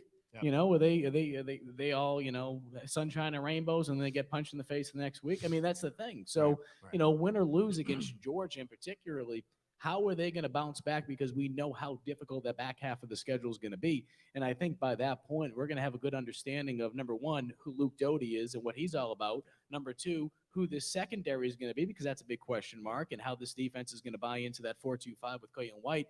But on top of that, who is going to step up at receiver, and how does this offense start to form an identity? These are all the cliche questions we can ask year in and year out, but I'm interested to see what the identity of this offense is. I mean, from a defensive standpoint, you're going to hear a coach say, oh, we want to be fast, we want to be physical. But honestly, when you're playing in a 4-2-5, that's what you have to do. And I think from a defensive standpoint, when you look at the talent that they have the makeup to be fast and physical. The question is, are they going to be able to pick up this scheme and be able to adjust once teams score on it? Because, you know, you hear from guys yesterday saying, oh, you know, no one's going to be able to figure out this defense. Well, teams are going to score on you. Yeah. You know, it's not 1960 anymore, and no one's going to score on you. You're just doing like the wing tee over here. Right? Teams are going to be able to figure you out. How are you going to respond back to that? We've got questions. The Gamecocks will have answers. September the 4th kickoff, 24 days away. He's Mike Uva, Watch Fox. Mike, it's been a pleasure. Appreciate you taking the time. Appreciate you coming out. Mike, a guy who's had a big influence on me even before I got to Columbia with this entire media journey and everything else, and somebody I'm blessed to call a friend. So, Mike, let's do it again sometime. Appreciate you, my friend. We'll have to get you on the airwaves, maybe in the studio for the actual podcast side of things. But let me know. Looking forward to it, man. I'm sure I know I'm going to see you around, and no waters mixed in tonight, my friend. No waters. It's my Saturday. We're doing skydiving tomorrow, so we might have to tomorrow. Oh God. We'll see. As long as there's no cloud cover. Yeah. Happy belated birthday, by the way. There you go. How old are you now? Oh, come on. It can't be that bad. Old enough to drink. There you go. That's it. Mike Uva, Watch Fox. Appreciate you, Mike. Great stuff. Great stuff. Mike Uva. Good stuff. We're going to have Mike Gillespie here, the other Mike, here in just a little bit, probably about 15, 20 minutes in the meantime. Taking your questions, comments, calls, 843-790-3377. That's 843-790-3377. Got a nice crowd for tonight, taking a lot of questions. I know I've missed a ton of them. But again, appreciate y'all tuning in. Somebody asked, Mike, will the media be at the scrimmage Saturday? Is that a... Yeah, closed scrimmage. Okay, that's what I thought too. Yeah, a lot of closed stuff for sure. Okay, cool. Yeah, great stuff. Somebody says bow rounds are gas. I would agree. Let's see. Got you. Appreciate you, man. We'll get the correct order. I promise you, I'll get you the right polo. So my brother or dad will really appreciate that. Maybe I'll wear it. I don't know. Hell, why not? Again, yeah. Yeah, they run a little big. I probably should have told you. They do run a little bit big. Again, 843-790-3377. Guys, $3 drafts, $10 wings. The food here is phenomenal. I'm going to crush some wings after we get done with this at 7 as we're about to enter into hour number 2, talking Gamecocks football. Like I said, I really appreciate Mike Uva, Watch Fox, taking the time to come out. Mike, a really good friend of mine, somebody I'm blessed to call a friend. We'll have Mike Gillespie here, the other Mike here in just a bit. Media Boys heavy show here at 10 Roof. Christian Carver says if we have a big win or upset this year, we have to keep building on it, not just have a big win and then lose to a bad team the next week. Yes, certainly. Like Mike was just talking about, whether positive or negative, it doesn't have to be adversity, right? It can be success. The way you respond tells you everything about a football team or a team in general when it comes to athletics. And do you know how to handle prosperity, right? Again, it doesn't have to be adversity. It doesn't have to be negative, something negative, if you will. But can a team handle prosperity? So, if you go up there week 3 and you beat Georgia and Athens somehow and you do what you did in 2019, can you respond the following week and build on it and come home and beat a Kentucky team that after that you should be? So we're going to learn a lot about this football team. That's what I'm really excited about, man, is just to learn. Again, anytime you have a brand new head coach and, a brand new system, brand new scheme, brand new everything, how is that going to play out? Going to be really, really interesting. I know Phil called in earlier. Phil, if you're still tuned in, you want to call back in, I apologize. We had Mike up here taking questions and stuff like that. OU owns you. So how about this? On today's show earlier on the Daily Crow, we actually had an Oklahoma fan tune in. So we've got an OU fan now that's tuning in daily to the show. Appreciate you. OU owns you. Phil said Mike Yuba's wicked smart. Indeed. Like I said, Phil, if you want to call back in, you're welcome to. If you're here on location, again, appreciate Tin Roof having us out. We will be out here each and every single Wednesday as we just now hit 6 o'clock. We'll be out here each and every single Wednesday. Today is August the 11th. We'll be out here all throughout the football season until Corey tells me to stop showing up. So going to be here all season long. Really, really looking forward to it. And again, guys, appreciate you all coming out. I'm trying to get back to these questions real quick. Yeah. Here, hold on. Give me a second. Again, guys, 843-790-3377. That's 843-790-3377. Talon's up here, by the way. Here, give Talon. I brought those for you guys, man. I only have like 3 or 4 of them left because you guys have bought them. So thank you. I appreciate it. I think I ordered like 150. They're all gone. So appreciate the love and support, man. As you see, we've got the Beamer Ball Welcome Home koozies, planning on getting TSUS koozies. We've got tons of stickers to give away as well that I'm going to make sure we get to these Tin Roof guys and everybody here in attendance that wants one.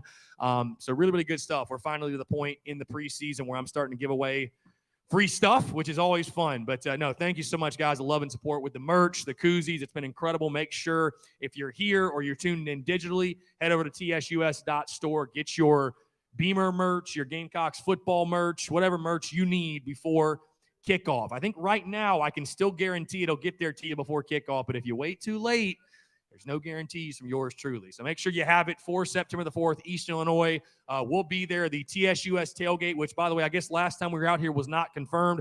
TSUS will be live from Seawells all season long. We'll be in the Seawells lot, spots 92 to 96. I haven't made the graphic yet, but we'll be getting that out either late this week or early next week. I kind of want to go out there and like shoot a video and just kind of promote it. Weather hadn't been too great lately, but we'll get out there soon enough. We'll shoot a little video, put a graphic up, image, whatever. But we're going to be out there each and every single week. Going to be doing a live pregame show as well. So I'm thinking week 1 kickoff is at 7 o'clock. We'll probably go live, I don't know, 2 to 3, maybe 3 to 4, something like that. Give us time to get done, close down the tailgate, whatever, just tailgate for a little bit longer before the game and stuff like that. But it's going to be a lot of fun, going to be a good time. Honestly, something I moved here August 2019, something I've been wanting to do for a couple of years. And the fact that we are actually able to do it now. We all know the madness that was last season, and tailgating was just a shell of itself. I remember going out there last year before the Tennessee game. It was an overcast day, ominous day, and it just didn't feel right. Something didn't feel right. Something was off. Not this year, though. I think September the 4th is going to be pure madness. So be sure to come out again. We will be at Seawells, spots 92 to 96. And I can tell you this. Noah, you're going to be here, right? You're going to be here? Right? Where do you normally tailgate? Just wherever. Okay. You're going to tailgate with me then. I can tell you this. The people that I am tailgating with, it's my buddy. They've been there for a couple of years. You come out to our tailgate, these people are maniacs. I mean, they drink like none other. So we will have a good time. It's a little scary. It's honestly a little scary. The last time I partied with them, we went to Gatlinburg, and I swore I'd never drink again. It was bad. It was very bad. I mean, very bad. Let's see. OU owns you. Happy to support Gamecocks. Have some of the best fans in the country. Hope Beamer gives you guys what you deserve. Yeah, we hope so too, for sure. Again, 843-790-3377. We're going to have my good buddy Mike Gillespie join us in about 10 or 15 minutes or so. Just waiting on him to get here. But again, taking your questions, your comments, and calls. In the meantime, if you do want to call in, if you're here on site, if you want to text that number, 843-790-3377. Again, going to be a lot of fun. And truly appreciate Tin Roof having us out. Appreciate Talon, Corey, the guys, Grassi, the entire staff. Be sure to tip your bartenders, by the way. But really appreciate them having me out. As something that I know we're all passionate about, and bringing more awareness to Gamecocks athletics and Gamecock sports and just what's going on. And obviously with the Shane Beamer era set to begin, and it's just a no-brainer. So again, appreciate them having me out, and really, really looking forward to this, man. As students are about to be back on campus and classes are going to get going, and we're going to keep counting down. We've only got 3 Saturdays left. And I mean, dude, before you know it, you're going to blink. It's going to be game week. And I mean, we're rocking and rolling from that point. We're going to keep rocking and rolling till then. Yeah, go ahead.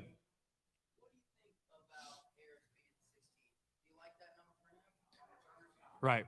So the question is, for those tuned in digitally, Harris being ranked 16th overall And you realize that's 16th overall returning player in the conference, like 16th best. Yes, which I'll follow that up with something else, by the way. Saturday Down South ranked him the 17th best running back in college football overall, but he's the 16th best returning player in the SEC.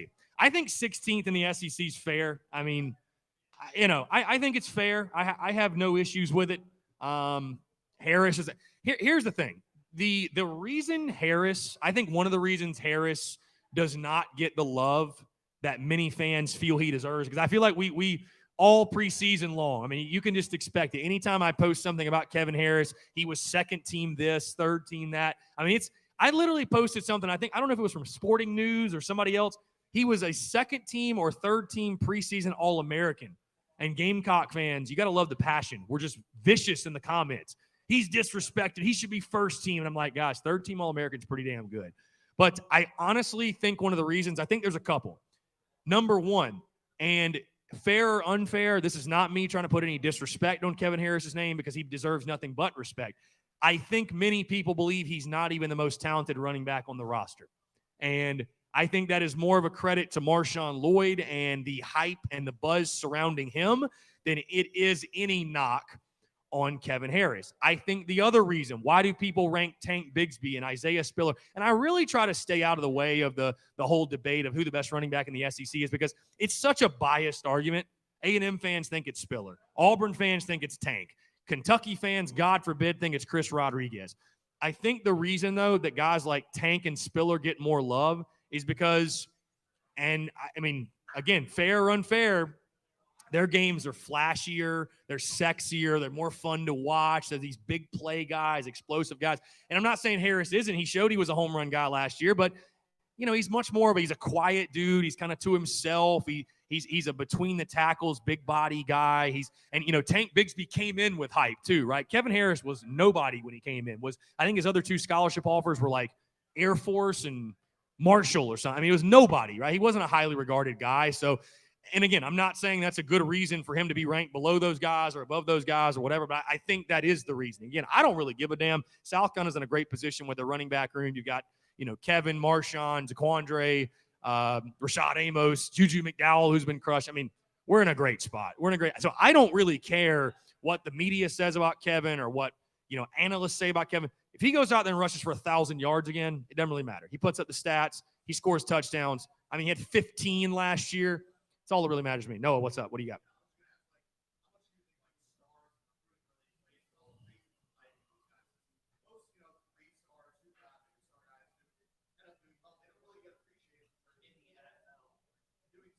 Right. I mean, it plays a ton. So, I mean, the question for those tuned in digitally was, how much does recruiting hype and stars play into where guys are projected for all SEC teams, All-American?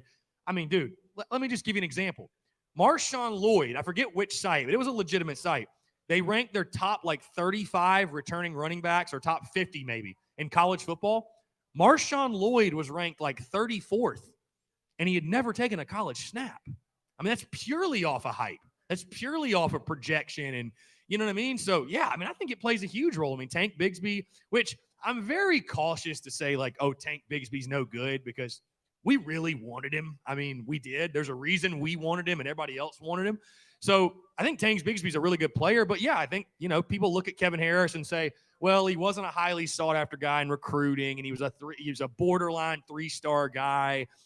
They don't think he even should be this good probably. So I think it plays a huge role. I think obviously it plays a huge role. It's just like anything else. And, yeah, like you said, a lot of these guys that, they don't really notice them or appreciate them until they get to the league. And all of a sudden they're doing it. They've been there 5-6 years. And you're like, oh, wow, this guy's a big-time contributor. He is a really good football player. I mean, we've seen plenty like that. Again, they're a diamond in the rough type, if you will. But, yeah, I think that's one of the big reasons Kevin Harris doesn't get the love, is he's a guy that, wasn't highly sought after in the recruiting services or whatever. And, Phil Harris says it right here. Kevin Harris wasn't widely recruited at a high school. He's not getting respect on top of the fact he isn't a flashy back. If he tears it up this year as well, then he will get respect. Boom. There you go. That's it. Bingo. That's it. So I think there's a couple of reasons. Again, fair, unfair. I say who gives a damn. As long as Kevin Harris is doing his thing, scoring touchdowns, he's productive. I'll tell you this, though. I am a believer that when healthy, Marshawn Lloyd's the most talented back on the roster. Will he have as productive a season as Kevin Harris said? I don't know. But, like, there is a reason. And, I mean, I'm not saying stars are everything. And like Mike was just talking about, again, you know, a motivated 3-star and a guy who buys in the culture and the system and he's in the right scheme, you're going to get a lot more out of him than an entitled 5-star kid that, you know, just is lazy and doesn't buy in and is all about himself. So. Talented. He's the most talented back. Well, then I guess we could say the people in the recruiting services, they just have no clue what they're talking about. I mean, pick one. Pick a side, right? Like, does recruiting mean everything or mean nothing? I mean, I'm not saying stars mean everything, but there's a reason the teams that are consistently in the top 10 in recruiting are fighting for the playoff. I mean, it's the Jimmies and Joes, bro. Shane Beamer, he's an awesome coach. All of our coaches are great. But when I watched Alabama play Ohio State, they just have the best players. They just have the best players. Like, Beamer could go – Will Muschamp could probably go coach Bama and go win a title. It's not that hard. It's not rocket science. Like, they have the best players. When you're playing pickup, when we were playing pickup in high school or whatever we were doing, I mean, dude, you know, we're going to get the best players. If we have the best players, we're going to beat you. It doesn't really matter. I mean, obviously there's schematics and there's strategy and, you know, building a right culture. But, you know, I don't care if you have A+++ culture. If you're recruiting the 60th best class every year, you're going to have a really tough time winning. You know what I mean? A guy that runs a 4.5 is going to outrun a guy that runs a 4.3. All right, backwards. So a guy that runs a 4.3 is going to outrun a guy that runs a 4.7. It's some things you just can't coach. So maybe he's not. I don't know. Maybe he's not. But, I mean, of all the hype, and, I mean, I can tell you this, too. It's not just from the recruiting service. And I heard from guys that are on the team currently that said before he got hurt last year, he was the real deal. I mean, he was going to be the focal point of the offense before he got hurt, I'm pretty sure. So we'll see. Again, it's a great problem to have. I mean, it's not a problem. It's a luxury. You know what I mean? So he's got a lot to prove. Marshawn Lloyd certainly has got a lot to prove. There's no question. I think when I talked running backs, he was my guy that was the most to prove because, you know, all these expectations and all this hype and, you know, now he's coming off an injury. So is he going to be a step slower than he would have been? And what the hell does that even look like? So, I mean, he's got a lot to prove, but, you know, 5-star running back and the most highly rated running back prospect to step foot on campus since Marcus Lattimore. I mean, listen, I'll say this too, recruiting wise, stars don't mean everything, but at South Carolina, you don't get enough 5-stars to miss. So if you get a 5-star like a Lloyd, a Birch, a Pickens, whoever else, you better make sure they pan out because you just don't get enough of them to miss, right? You don't. I mean, we all know, again, the majority, I'd say the best players in school history were 3-stars. I mean, bottom line. So stars don't mean everything. I mean, Connor Shaw was a 3-star. I mean, of course you have the guys that are no-brainers like the Alshons, the Lattimores, the Clownies, the Gilmores. But, hey, DJ Swearinger was a 3-star. Coach Simpson was a 2-star. Sidney Rice was a 3-star. Dylan Thompson was a 2-star. I mean, you can just keep going down the list of these guys. So, but, you know, I guess you're right. It's all guesswork until Marshawn Lloyd takes the field and produces for South Carolina. So, but again, it's a great position to be in if you're the Gamecocks. You've got a 2-headed monster we feel like you should have back there. And, hey, we saw Zaquandre White in the spring game too, and he was really impressive. I thought he ran hard, and I liked what I saw from Amos last year personally, so I think he could be a good player. You got something to know? What's up?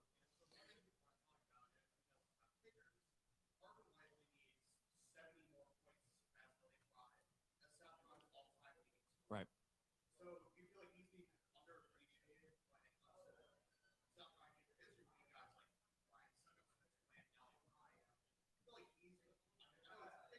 Right. Yeah, so for those tuned in digitally, talking kickers, Parker White, is he not being appreciated enough? Well, I think first thing, do you enjoy talking special teams? I mean, I do, but I'm a weirdo. Like I do a podcast for a living. Most people don't want to talk about special teams. Most people don't want to sit up to the bar and grab a beer and, hey, let's talk about the long snapper. Like, I think that's one of the reasons he's probably underappreciated.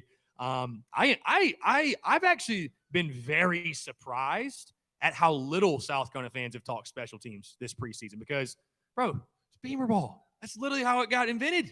Was this? Yeah, Parker White, yeah, 70 points away from getting his name put in the stadium. I think one of the reasons, too, he's underappreciated because the the start to his career was so rocky. You know, it was such a rough start. I mean, I don't know if you remember, but he missed like the first 3 kicks he had. And his first ever made kick, was a game winner against Louisiana Tech, which, I mean, just insane. But, you know, he's had an interesting career. He didn't have a great year last year. I think he went like 11 for 19, but I think we can all agree, too, he was put in some very tough situations in regards to, you know, being asked to kick 50-plus yarders. And, you know, I mean, being a kicker is a lot like being a golfer, right? It's all confidence. It's all mental. And if you get into a situation where you hit a slump, it's really, really tough to get out of. So, yeah, no, listen, that's a weapon for South Carolina. Hey, for a Gamecocks football team that, you know, we're going to be scratching, fighting, clawing for 6 wins. We're probably going to be in some really close football games. I think special teams is a huge deal. I mean, special teams, if you look at the statistics of when you block a punt, you block a kick, make a big play on special teams, how often you win that football game, it's some absurd number like 90%. I mean, it's just such a game-changing, momentum-shifting type of play. And we all know with kids that are 18 to 22, and, you know, it's a very emotional game. You block a punt, all of a sudden, things just completely turn your way. So, yeah, having a guy like Parker White, I mean, it's only a plus. I don't think he's getting much respect. But again, dude, you're not going to get much respect as a football team when you went 2-8 last year. You're just not. That's the big thing, too. I tell Carolina fans, you want respect. We got to go get it. We got to go earn it. You know, we got to go punch somebody in the mouth ourselves and go beat some people and go win some games and have some guys make some plays. And so, yeah, Parker White, a guy, you know, 70 points away. 70 points. I think he'll probably break it. You know, we'll see. Hopefully we're scoring. Most of those are on touchdowns, and we're scoring lots of touchdowns. I know we don't want to see us kick tons of field goals, if you will, but you know, we'll see. But again, 70 points away. I think he probably will get it, which will be pretty awesome. Yeah, that's a hell of an achievement. I mean, there's been some great kickers in Carolina history. So, but I'm excited for special teams, man. Shane Beamer, Pete Limbo. I think if nothing else, we're going to have the most well-coached special teams unit in all of college football, at least one of the best. So I'm looking forward to that for sure. And just, you know, Beamer ball truly taking over in Columbia, South Carolina. If he's ready, we'll bring him up. Again, like I said, it's the Media Boys. The Media Boys, Media Boys heavy day here at Tin Roof on a Wednesday. And again, somebody else I'm really blessed to call, a friend of mine. He works for ABC Columbia, does a fantastic job. And I joke with him off air that he really does a great job for me. You know, if you ever watch basketball and the guys that throw the alley-oop up and the guy just slam dunks it, well, Mike Gillespie does a really good job of putting out really fire video content. And I just repost it and just do the old tag via Mike Gillespie. And you steal it. Oh, relax. No, you don't post it, you steal it. Let's relax. But, I mean, that's okay. It's fine. Right. You have like 90,000 followers now. Not quite. We're getting there. Can we give this guy a hand? He's done for the last 4 years. No, seriously. He has built this thing on his own. Like, do you know how hard that is? That is one of the most difficult things that you can do in life, is to literally have an idea and then be like, yeah, I'm gonna turn this into not only something great, but something profitable, and that's what you've been able to do. So I'm blushing now, Mike. Thank you. I appreciate the kind words, man. Seriously, you guys do a great job with ABC Columbia, and I'm really glad to get you out tonight because, again, I was telling Noah a little bit before we went live, and just your perspective, because it's so funny. And I was telling him, for better or for worse, both positively and negatively, there's this interesting South Carolina, Florida connection. Yes. It really is. And you have been right at the center of it. And I know you and I talked, I think it was last year when I got you on the podcast or whatever, but you did your undergrad at Florida, right? So you were there when Spurrier was there, correct? Or was it Zook? No, I'm not that old. My bad. I wasn't, whatever. He left in 2000. He left Florida in 2000. I was there for Meyer and then Muschamp. Okay. Muschamp. So you felt Spurrier on the other side then when he was at South Carolina? Yes. So I was here, my first 2 years here, those were Spurrier's last 2 years. Okay. So I got here at probably the worst time to cover Spurrier. Missed the glory years. But what I think is interesting, though, is you were at Florida covering Will Muschamp. Yeah. Then you come here, and it's like he followed you, basically. He did. To South Carolina. Yep. But is it like, what's up with South Carolina and hiring Florida coaches? Like, I'm so glad South Carolina hired Shane Beamer, because I couldn't have gone through that again. I think we joked about this the last time. Yes. If South Carolina would have hired Jim McElwain, I would have just burned all my stuff. I couldn't have done it anymore. They would have to change their name to the Sharks. Yeah, something. The Gamecocks to the Sharks. Yes, absolutely. I think what happened in 2014, so you had Florida lose to South Carolina in overtime, right? That great overtime game, Carolina wins it. Yeah. That costs Will Muschamp his job, right?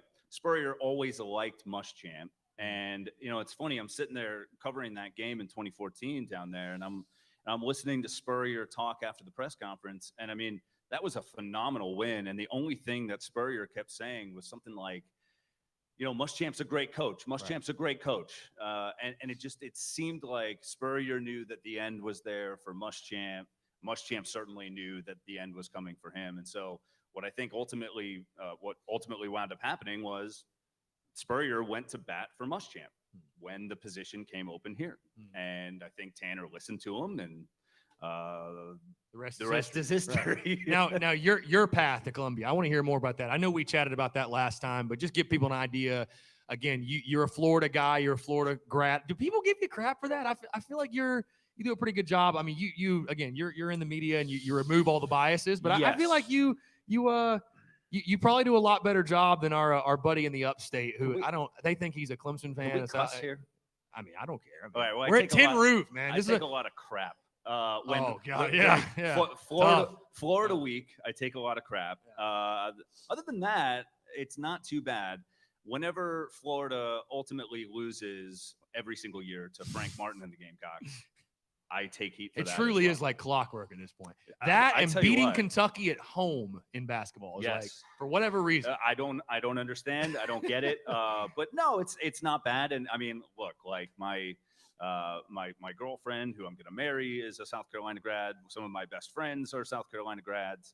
Yeah. All of my neighbors are South Carolina grads. I mean, it's like, it really has been just almost a great adoption, if you will. Like I feel like, this team has definitely this not only state, but the program definitely embraced me, and fans have embraced me. It's been cool. Right. So the path to come to Columbia, though, just talk about, you find out you're coming up here, the opportunity presents itself, and you get the chance to cover Spurrier. We took a U-Haul.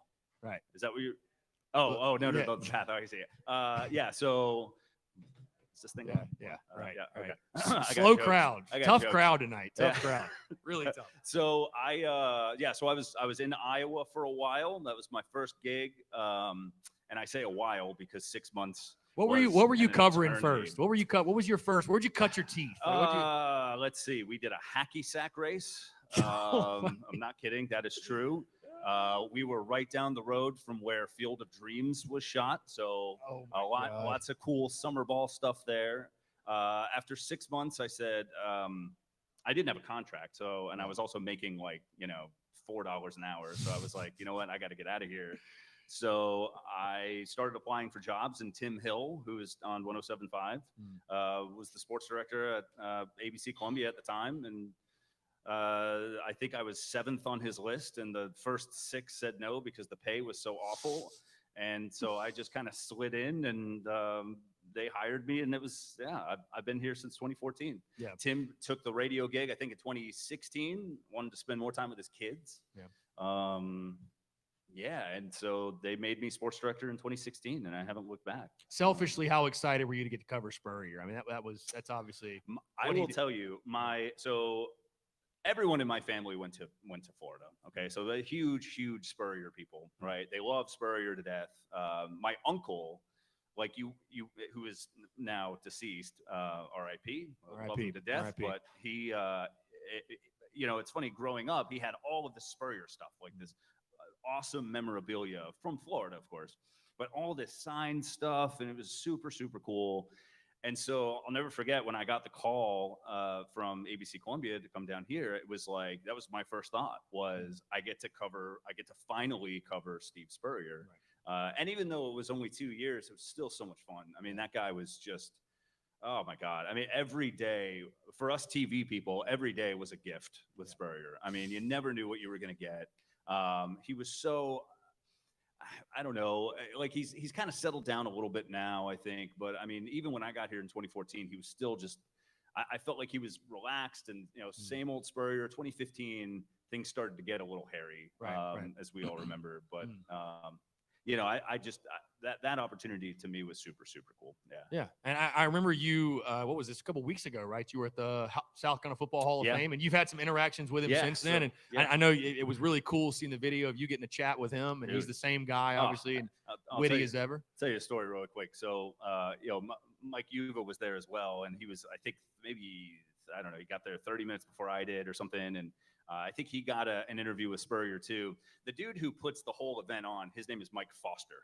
Okay, so then I come up. My name is Mike Gillespie, Right. and Spurrier walks up to me. He's like, "What's your name? What's your name again?" Because we're about to go live on TV, and I was like, "Mike Gillespie." He's like, all you guys are named Mike. All you guys are named Mike. It's like, yes, we are. We are all named Mike. Yeah. Anyway, so no, he seems good. He's it's a pretty good spirits. Yeah.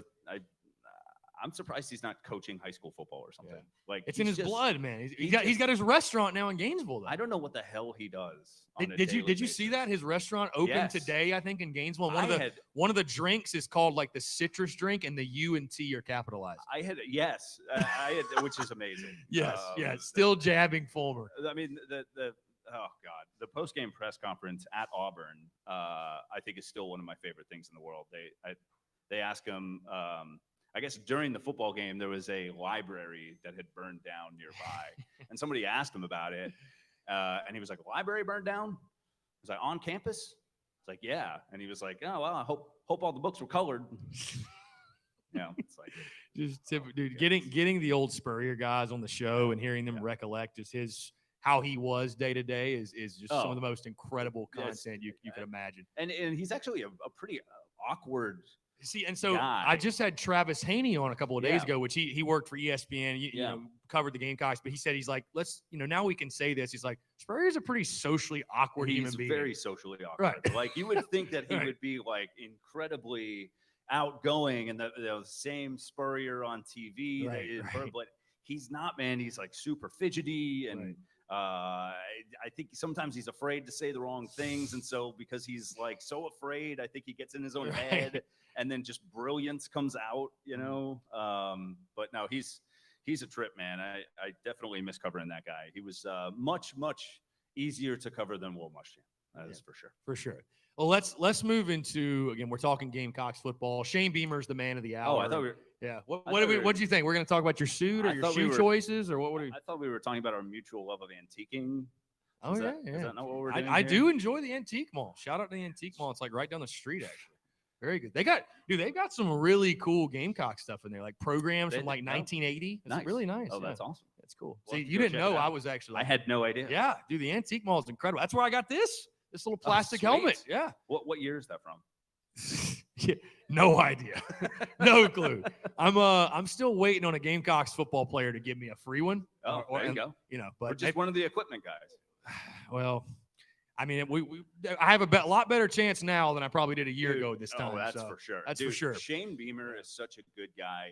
I'm sure if you asked, he would give you one. I mean, whatever. We'll see if one of these players can do it. Or you could just buy one online. I don't know. No, We'll see. I kind of like my little plastic guy right now. Although Perry Orth did tell me he's going to let me borrow his matte black helmet for game days. Nice. So we've got a nice setup there. It's like, I don't have to keep it. Just let me borrow it, man. And then I might run off with it or run around the. Yes. Somebody has too many God's waters and puts the helmet on and starts running around the tailgate, aimlessly. Perry, you might see your helmet in the frat lots if you're not careful, my friend. No, but so, everything happened in the last season. Shane Beamer gets the job. Just talk about when South kind of hired Shane Beamer. Mm-hmm. What were your thoughts? I mean, honestly, were you like, who is this guy? Like, because he certainly, the names that came up were the Freezes and the Billy Napiers and the Jamie Chadwells. And when South kind of hired Shane Beamer, your initial reactions to the hiring? My initial reaction was kind of, well, his experience is really interesting because there's no head coaching experience whatsoever. No coordinator experience. No coordinator. But, somebody brought this up to me the other day, who also didn't have coordinator experience. Don't even say it. Urban Meyer. Oh, yeah. Steve Spurrier. Yeah. None of those guys were coordinators. And the list goes on and on, but those two at the very top. And again, yes, I'm going to go to my Florida guys, but I mean, seriously, like two of the most successful college football coaches in the history of the sport were never coordinators. So I don't know if that necessarily impacts how a head coach will do. My initial reaction, get back to your question, was, well, he comes from this amazing pedigree, right? I mean, his dad was one of the greatest college football coaches of all time. Certainly, the guy has been all around the SEC. He's been to Oklahoma. He knows how to recruit. Then you start diving into some of those offensive numbers, and you take a look at what he did at Oklahoma, and you're like, holy cow. I mean, this is exactly what South Carolina needs, because we all know since Steve Spurrier resigned, Carolina struggled on that side of the ball. Yeah. And I think they had to get an offensive-minded guy. To hire another defensive coordinator would have been a nightmare, PR nightmare. Yeah. And you know what? All it takes is just one press conference with that guy, or sitting down with him, to really know and feel the enthusiasm for the program, right? I mean, he wants to be here. This really was his dream job. I'm sure that there were others, offered along the way, but I think this really was kind of a situation where he wanted to end up in, and I think. It seems to me like a very, very good fit so far. Of course, as Spurrier said, he hasn't coached a game yet, right? So it's talking season. We'll see. For sure. So we have no idea, but so far he's done all of the right things. Yeah. And I would say you couldn't have drawn up a better preseason than what we've seen. No. 12 commitments in the month of June. Oh my goodness. The way he's been able to completely flip the energy, the momentum, the feeling, the vibes around the program. 100%. I don't know that you could have drawn it up much better than what's happened. No, I don't think so. In your first season, but look what he has to work with. For the love of all things holy. Columbia is a great town, a great town. I've been to every SEC city. And I have heard bad things about Gainesville, man. I've never been. I've heard it's a. See, we can curse here. I've heard it's a shithole. Like, what's that about? What's that about? I've heard. Yeah, Okay, yeah. So, it's a small college. And I want to go. I'm planning on going next year for sure. Gainesville is a fun town on a game day. Right. The swamp is loud as hell. It's a blast. The town is not, it's not anything to write home about. Right. You might as well, you can go to Clemson and, experience the same thing. Just that small college football feel. Right. Which is fine. But Columbia, there's so much to do. Number one, the facilities are incredible now. Think about this, 10 years ago, think about South Carolina's facilities. Garcia made the point to me. He's like, dude, what's night and day? Night and day. It's that sells itself. And then when you inject somebody with so much positivity and honestly so much enthusiasm for this program, I think all of a sudden it starts to come together and you have a really, really good product to sell. And that's exactly what Beamer's been able to do. It's pretty phenomenal when you take a look at what some of these, let's just call them blue bloods of college football, what they have to work with and the traditions that they have, right? Florida State, Florida, Southern Cal, Texas. The list goes on and on. All of these statues and all of these trophies, and South Carolina doesn't necessarily have that. Yet Beamer has been able to convince these recruits that that's going to change when you're here. Right. And to be honest with you, I sit here and I know I'm supposed to be objective, but it's like you sit there and you're like, yeah, it probably will. If you maintain that enthusiasm for 4 to 5 years, there's no way that there won't be an upward trajectory under Beamer. Yeah, and you have to have that energy and you have to have that perspective. And again, if you're going to go win those battles in recruiting with a guy like Oscar Delp or Keenan Nelson Jr., and you're going against the Tennessees and the Georgias and the Clemson and the Floridas and the Alabamas, and now we're going to go against Oklahoma and Texas in a couple of years, and it's only going to get tougher. But I think when you lead with the type of energy and the momentum and the passion that Shane Beamer leads with, and you get the right kids in and build your system and your culture and get the right fits. And I think a guy who's a perfect example of that, and again, they haven't gotten necessarily to an SEC championship level, but look at Mark Stoops at Kentucky. Yep. I think we all agree South Carolina can recruit, and they do recruit at a much, much higher level than they do because they're limited by certain things. But he's been able to build a culture where they get their guys in there and they develop them and they get guys that buy into what he's doing. And I mean, dang, Kentucky's turned to a program where I'm sitting here picking South Carolina to lose to them, which sounds like, which feels terrible. It honestly does. And that should never, ever happen. I agree. I agree with you. Half of my family is from Kentucky. And like, listen, I love bourbon, by the way. So like, bartender. Line it up. But Right. a bourbon is, but Fabulous. then the horse country, it's beautiful. But like, come on. You have the damn beaches. Right. You have the mountains right there. Like what more? And you have the city, want? like you mentioned. What You have the the hell city. more could you want? Like, Yeah. and I know that it sounds like a recruiting tour here, but I mean, seriously, like, there's no reason why Kentucky should be ahead of South Carolina in terms of just program status right now. That makes zero sense to me whatsoever. And I don't think anybody would say Kentucky's a better football program than South Carolina, but speaking to, I mean, you've lost 6 of the last 7 to them, and that's just a fact. That's just a fact. Now, again, I picked the game the way I did. I do expect things to change under Shane Beamer in that series. Sure. I mean, I think you have to, right? I mean, because that was one of the knocks in the previous regime, and certainly you beat them in 2019. But I would tell anybody, I mean, South Carolina, you can't go out here beating your chest and act like you're a big time program if you don't beat Kentucky. It's just, I mean, Kentucky still has the Vandy stigma where it's like you should be able to look at the schedule and check those 2 games off. You should be able to. And Kentucky fights that, obviously, and we're not making this a Kentucky show, but just on that note, I think that 2014 game was the curse. Dude, that was brutal. That was brutal. I mean, I remember that vividly. That was brutal. The tip ball from Dylan Thompson, they take it back for a touch. Yeah, that was brutal. I mean, everything went their way. They did. Yeah. In the fourth quarter, everything went Kentucky's way. Yeah. But again, 10 years ago, if I would have told you that Carolina would lose 6 out of 7. There's no way, right? No, I wouldn't have believed it. Wouldn't believe it. It's just so.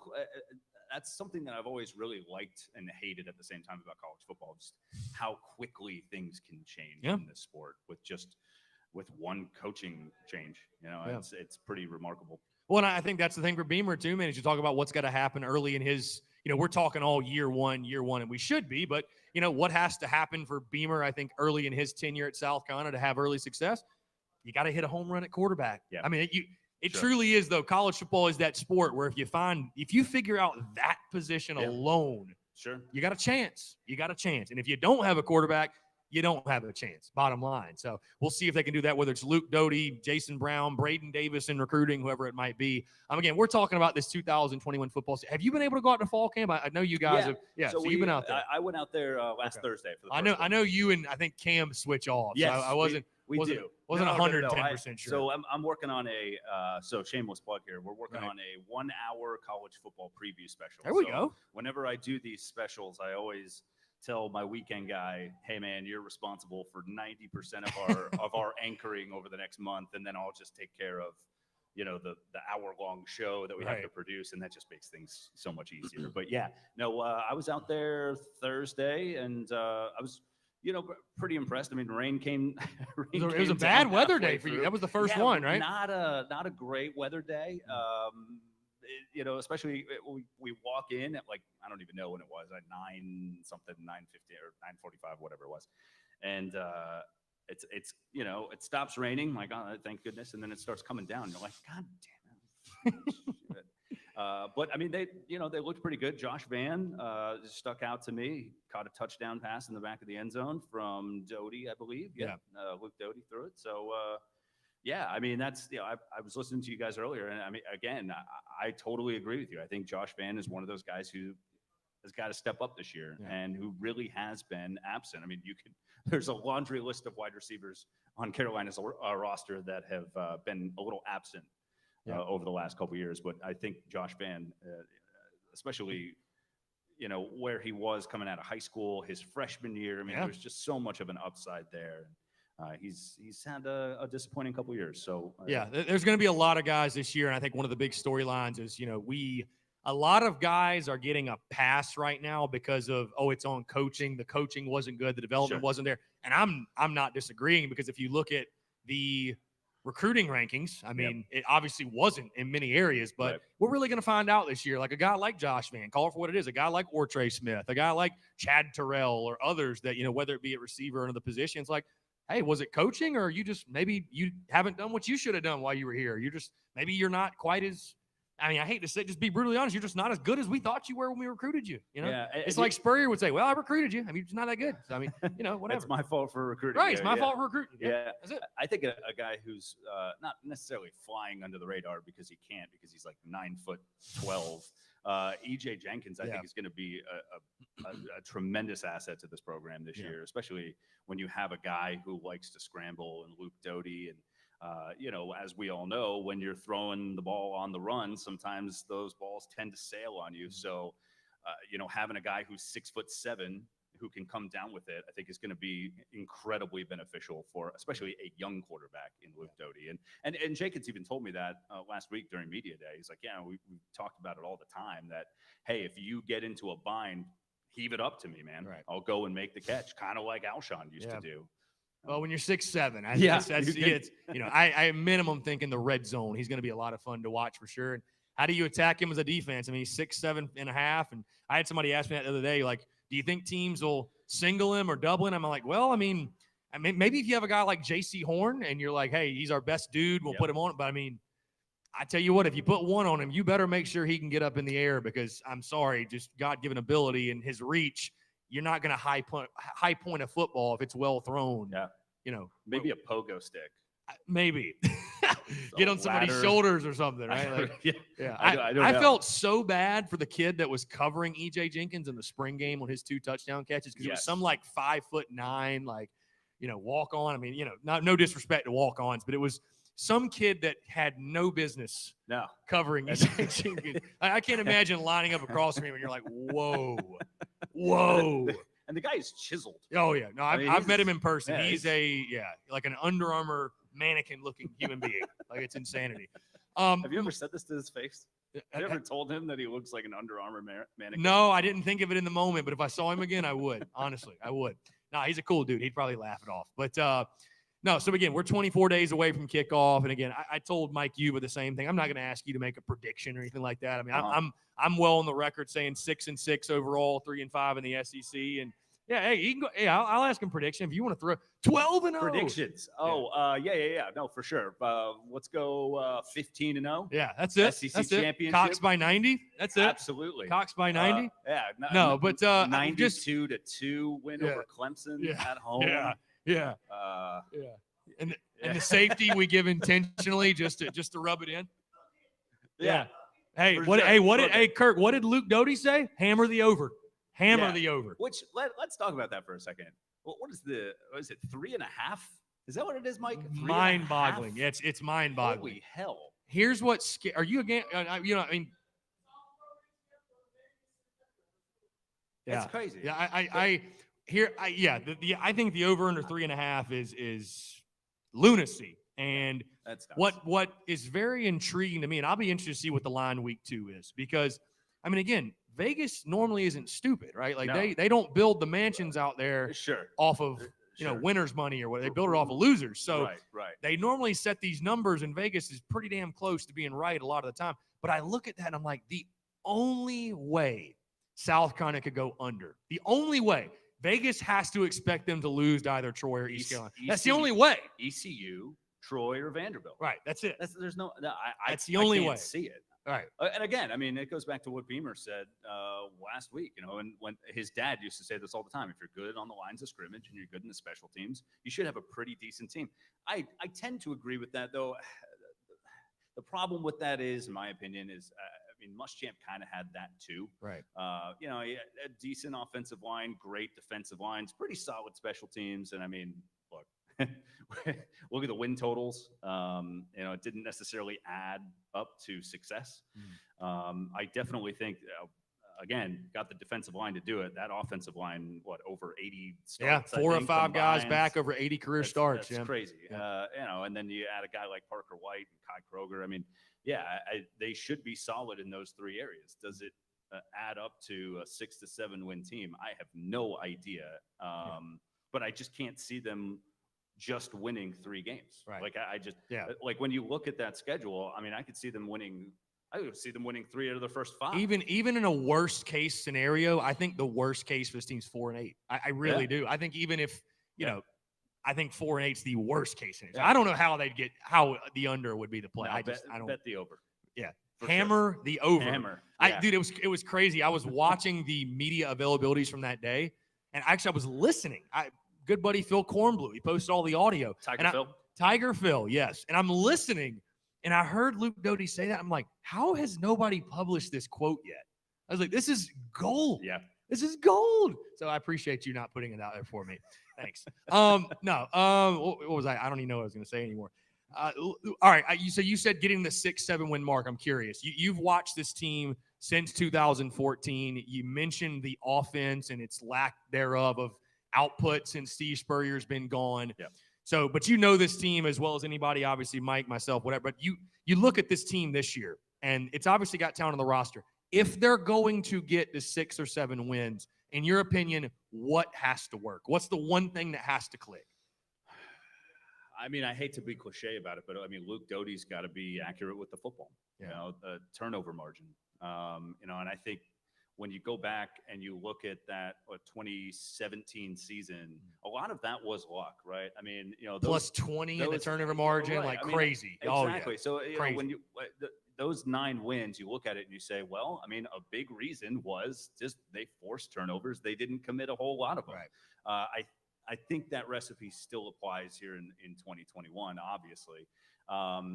You know, just because I don't necessarily think that USC has the offensive firepower to go toe-to-toe with a lot on their schedule. Right. So as, you know, if Doty can make the right decisions, I also think it's staying healthy in the backfield. I mean, you got 2 guys, you know, one coming off of back surgery, right, which we just learned about, by the way, and then a guy who tore his ACL a year ago.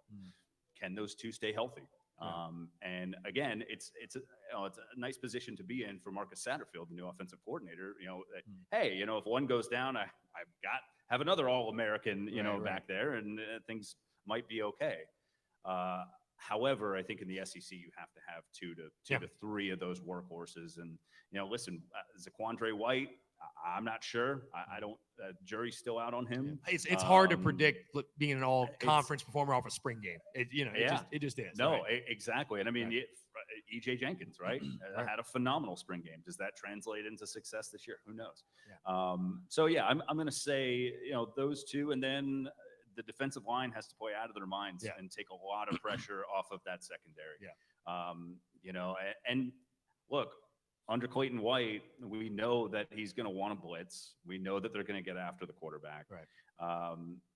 Can they do it in time? Yeah. And can they take pressure off of a pretty young, I don't want to say inexperienced secondary, but it's basically a group of guys that we don't know a whole lot about. Right. You know, Cam Smith being one of them. I mean, he's had a pretty solid back half of the season when they put him in because everybody opted out. But, you know, can he do the things that he was recruited to do? Because in high school, he was phenomenal at Westwood. I mean, that was a kid. I sat there watching him. This kid could be playing on Sundays. Right. He was just that good. And I think he'll even tell you he's definitely underperformed so far. So getting at least one of those guys to step up in a big way in that secondary is going to be huge for USC. Yeah, I think that's one of the most intriguing questions for me on this Gamecocks defense is when they get in those 3rd and 6, 3rd and 7, 3rd and 8, whatever it is, where it's an obvious passing situation, though, you know, you have that young, inexperienced secondary, and you lost so much from last year. And I actually think it's funny. I say the defense will be better, but it's because I don't think they can literally be any worse than they were last year, giving up 260 yards per game through the air with the guys you had. Well, and remember, the biggest part of all of this, man, is they actually had spring practice. Yeah, right. Like good point. It's a very good point. Love to just gloss over that, right? It didn't really happen. Like, remember, COVID knocked out spring ball, and I mean, Muschamp told me this directly. He was like, dude, this was after he got fired. It's like, dude, our defense would not have been nearly as bad if we had spring practice. Yeah. Because that's when you work on install. You can't go out and practice defense. You can go out there, an offense can go out there and practice and throw the ball around and run around. You have got to, on defense, when you're playing defense, you've got to have an offense to line up against. And unfortunately, most of that happens in the spring. Yeah. And you know, most of that install happens in the spring, and and fundamentals, and list goes on. And unfortunately, that was knocked out. Yeah, back to what I was saying. That my biggest question is just going to be in those obvious passing situations. Are they going to be more aggressive, send the blitz, we have to get to the quarterback and take chances? Or are they going to say, hey, we're going to trust our front three, front four, sit back in coverage, help out our DBs, and just trust that JJ, Birch, they're going to get to the quarterback? I think you're going to have to choose. I think that's a recipe for disaster. Right? I mean, honestly, I just don't think that South Carolina has the secondary to be able to compete that way. Right. I think you got to be aggressive. You got to just roll the dice and Because again, look at what is it, week 3 against Georgia? Right. Week 3? Yeah. JT Daniels. I mean, dude, if that guy has enough time to pass, I mean, look what he did the second half of the season.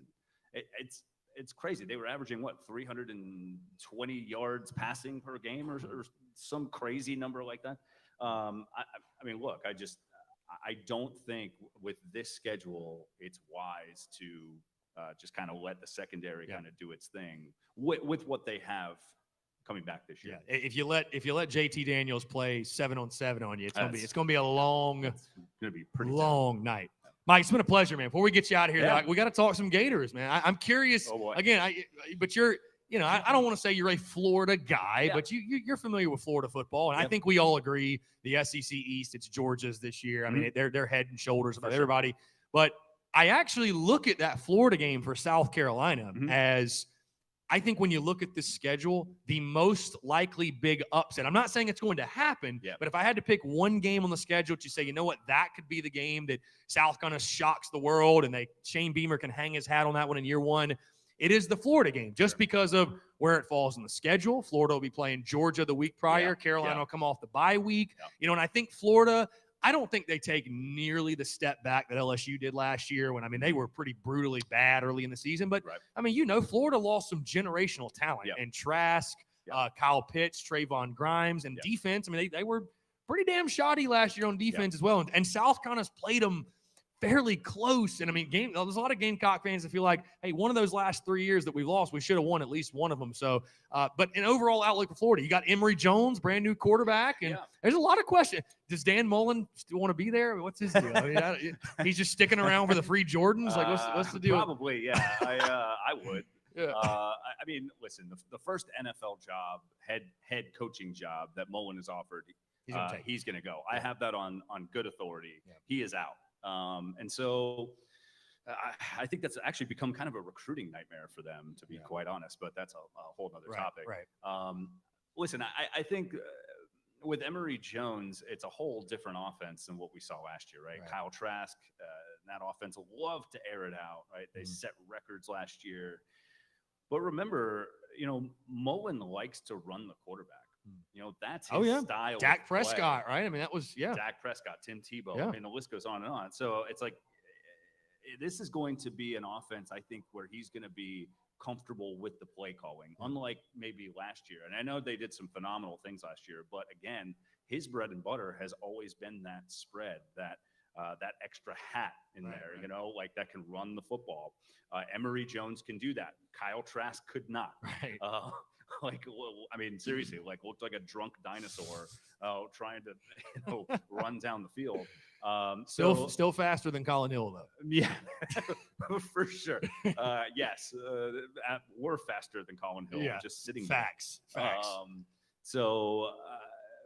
I wonder how that changes how that changes things for Florida this year and Dan Mullen's play calling. I think he's going to be a lot more comfortable. I don't know if that translates to wins, but I think that's a very good point, man. I could absolutely see Carolina beating Florida because of everything you just said. Florida coming off Georgia, USC having that bye week. I could also see him beat Auburn at home because I've actually picked that one as a dub. Did it last year, and Bo Nix is terrible on the road. So you put those two together, and maybe you're looking at a 6 to 7 win season. It's not out of the realm of possibility. No. And again, I've tried to temper my expectations since 2017. I think I said in 2017 that I thought Carolina would win, I think, 5 games, and they wound up winning 9. So who the hell knows, really, is what I'm trying to say. But look, They've got a great defensive line. I think that backfield is probably the best in the country. Yeah. Right. That offensive line, probably one of the most experienced in the SEC. I think that can win you some games. Yeah. I really do. Again, the key factor for me is health in the backfield. Luke Doty not turning the ball over. Yeah, for sure. Mike Gillespie, ABC Columbia. Mike, appreciate you, Thanks, man. sir. Always a pleasure to chat with you. I appreciate you and your friendship, and keep pumping out the great content, 100%. man. Yeah. We will.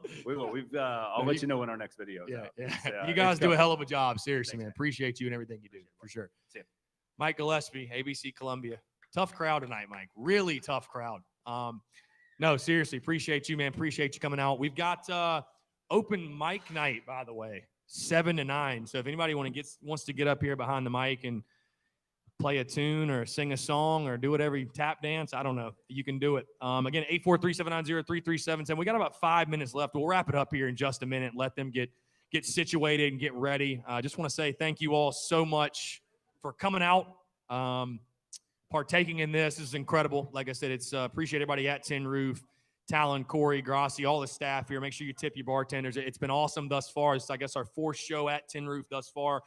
Wednesday, August 11th, we'll be live from here each and every single Wednesday, 5 to 7, throughout the season, till the end of the season, till Corey tells me to get the hell out of here, and then we'll figure something else out. But no, seriously, man, I appreciate y'all taking the time to come out. Everybody who tuned in digitally, thank you all so much on Facebook, YouTube, Twitter, and Twitch as well. Again, we'll be streaming each and every single one of these, taking your questions, your comments. And again, the plan in a perfect world will be to have 2 guests per show, 1 for each hour. And again, I think both mics did a fantastic job providing value to our live show tonight and providing value to the fine people at Tin Roof. And again, appreciate you all coming out. Again, $3 drafts, $10 wings. We've got open mic night.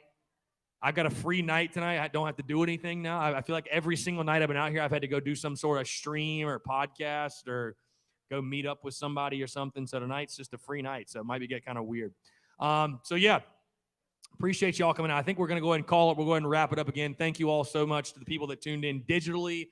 Thank you to all those who came out live to Tin Roof. We've got free stickers as well. If you want to hit me up, I'll give you one. I wish I had koozies to give away, but like I said, you guys bought them all. So I appreciate that. Those are on sale, TSUS.store. Folks, I'm Chris Phillips of the Spurs Up Show. Until next time, appreciate y'all. We'll talk to you next week. Have a good night.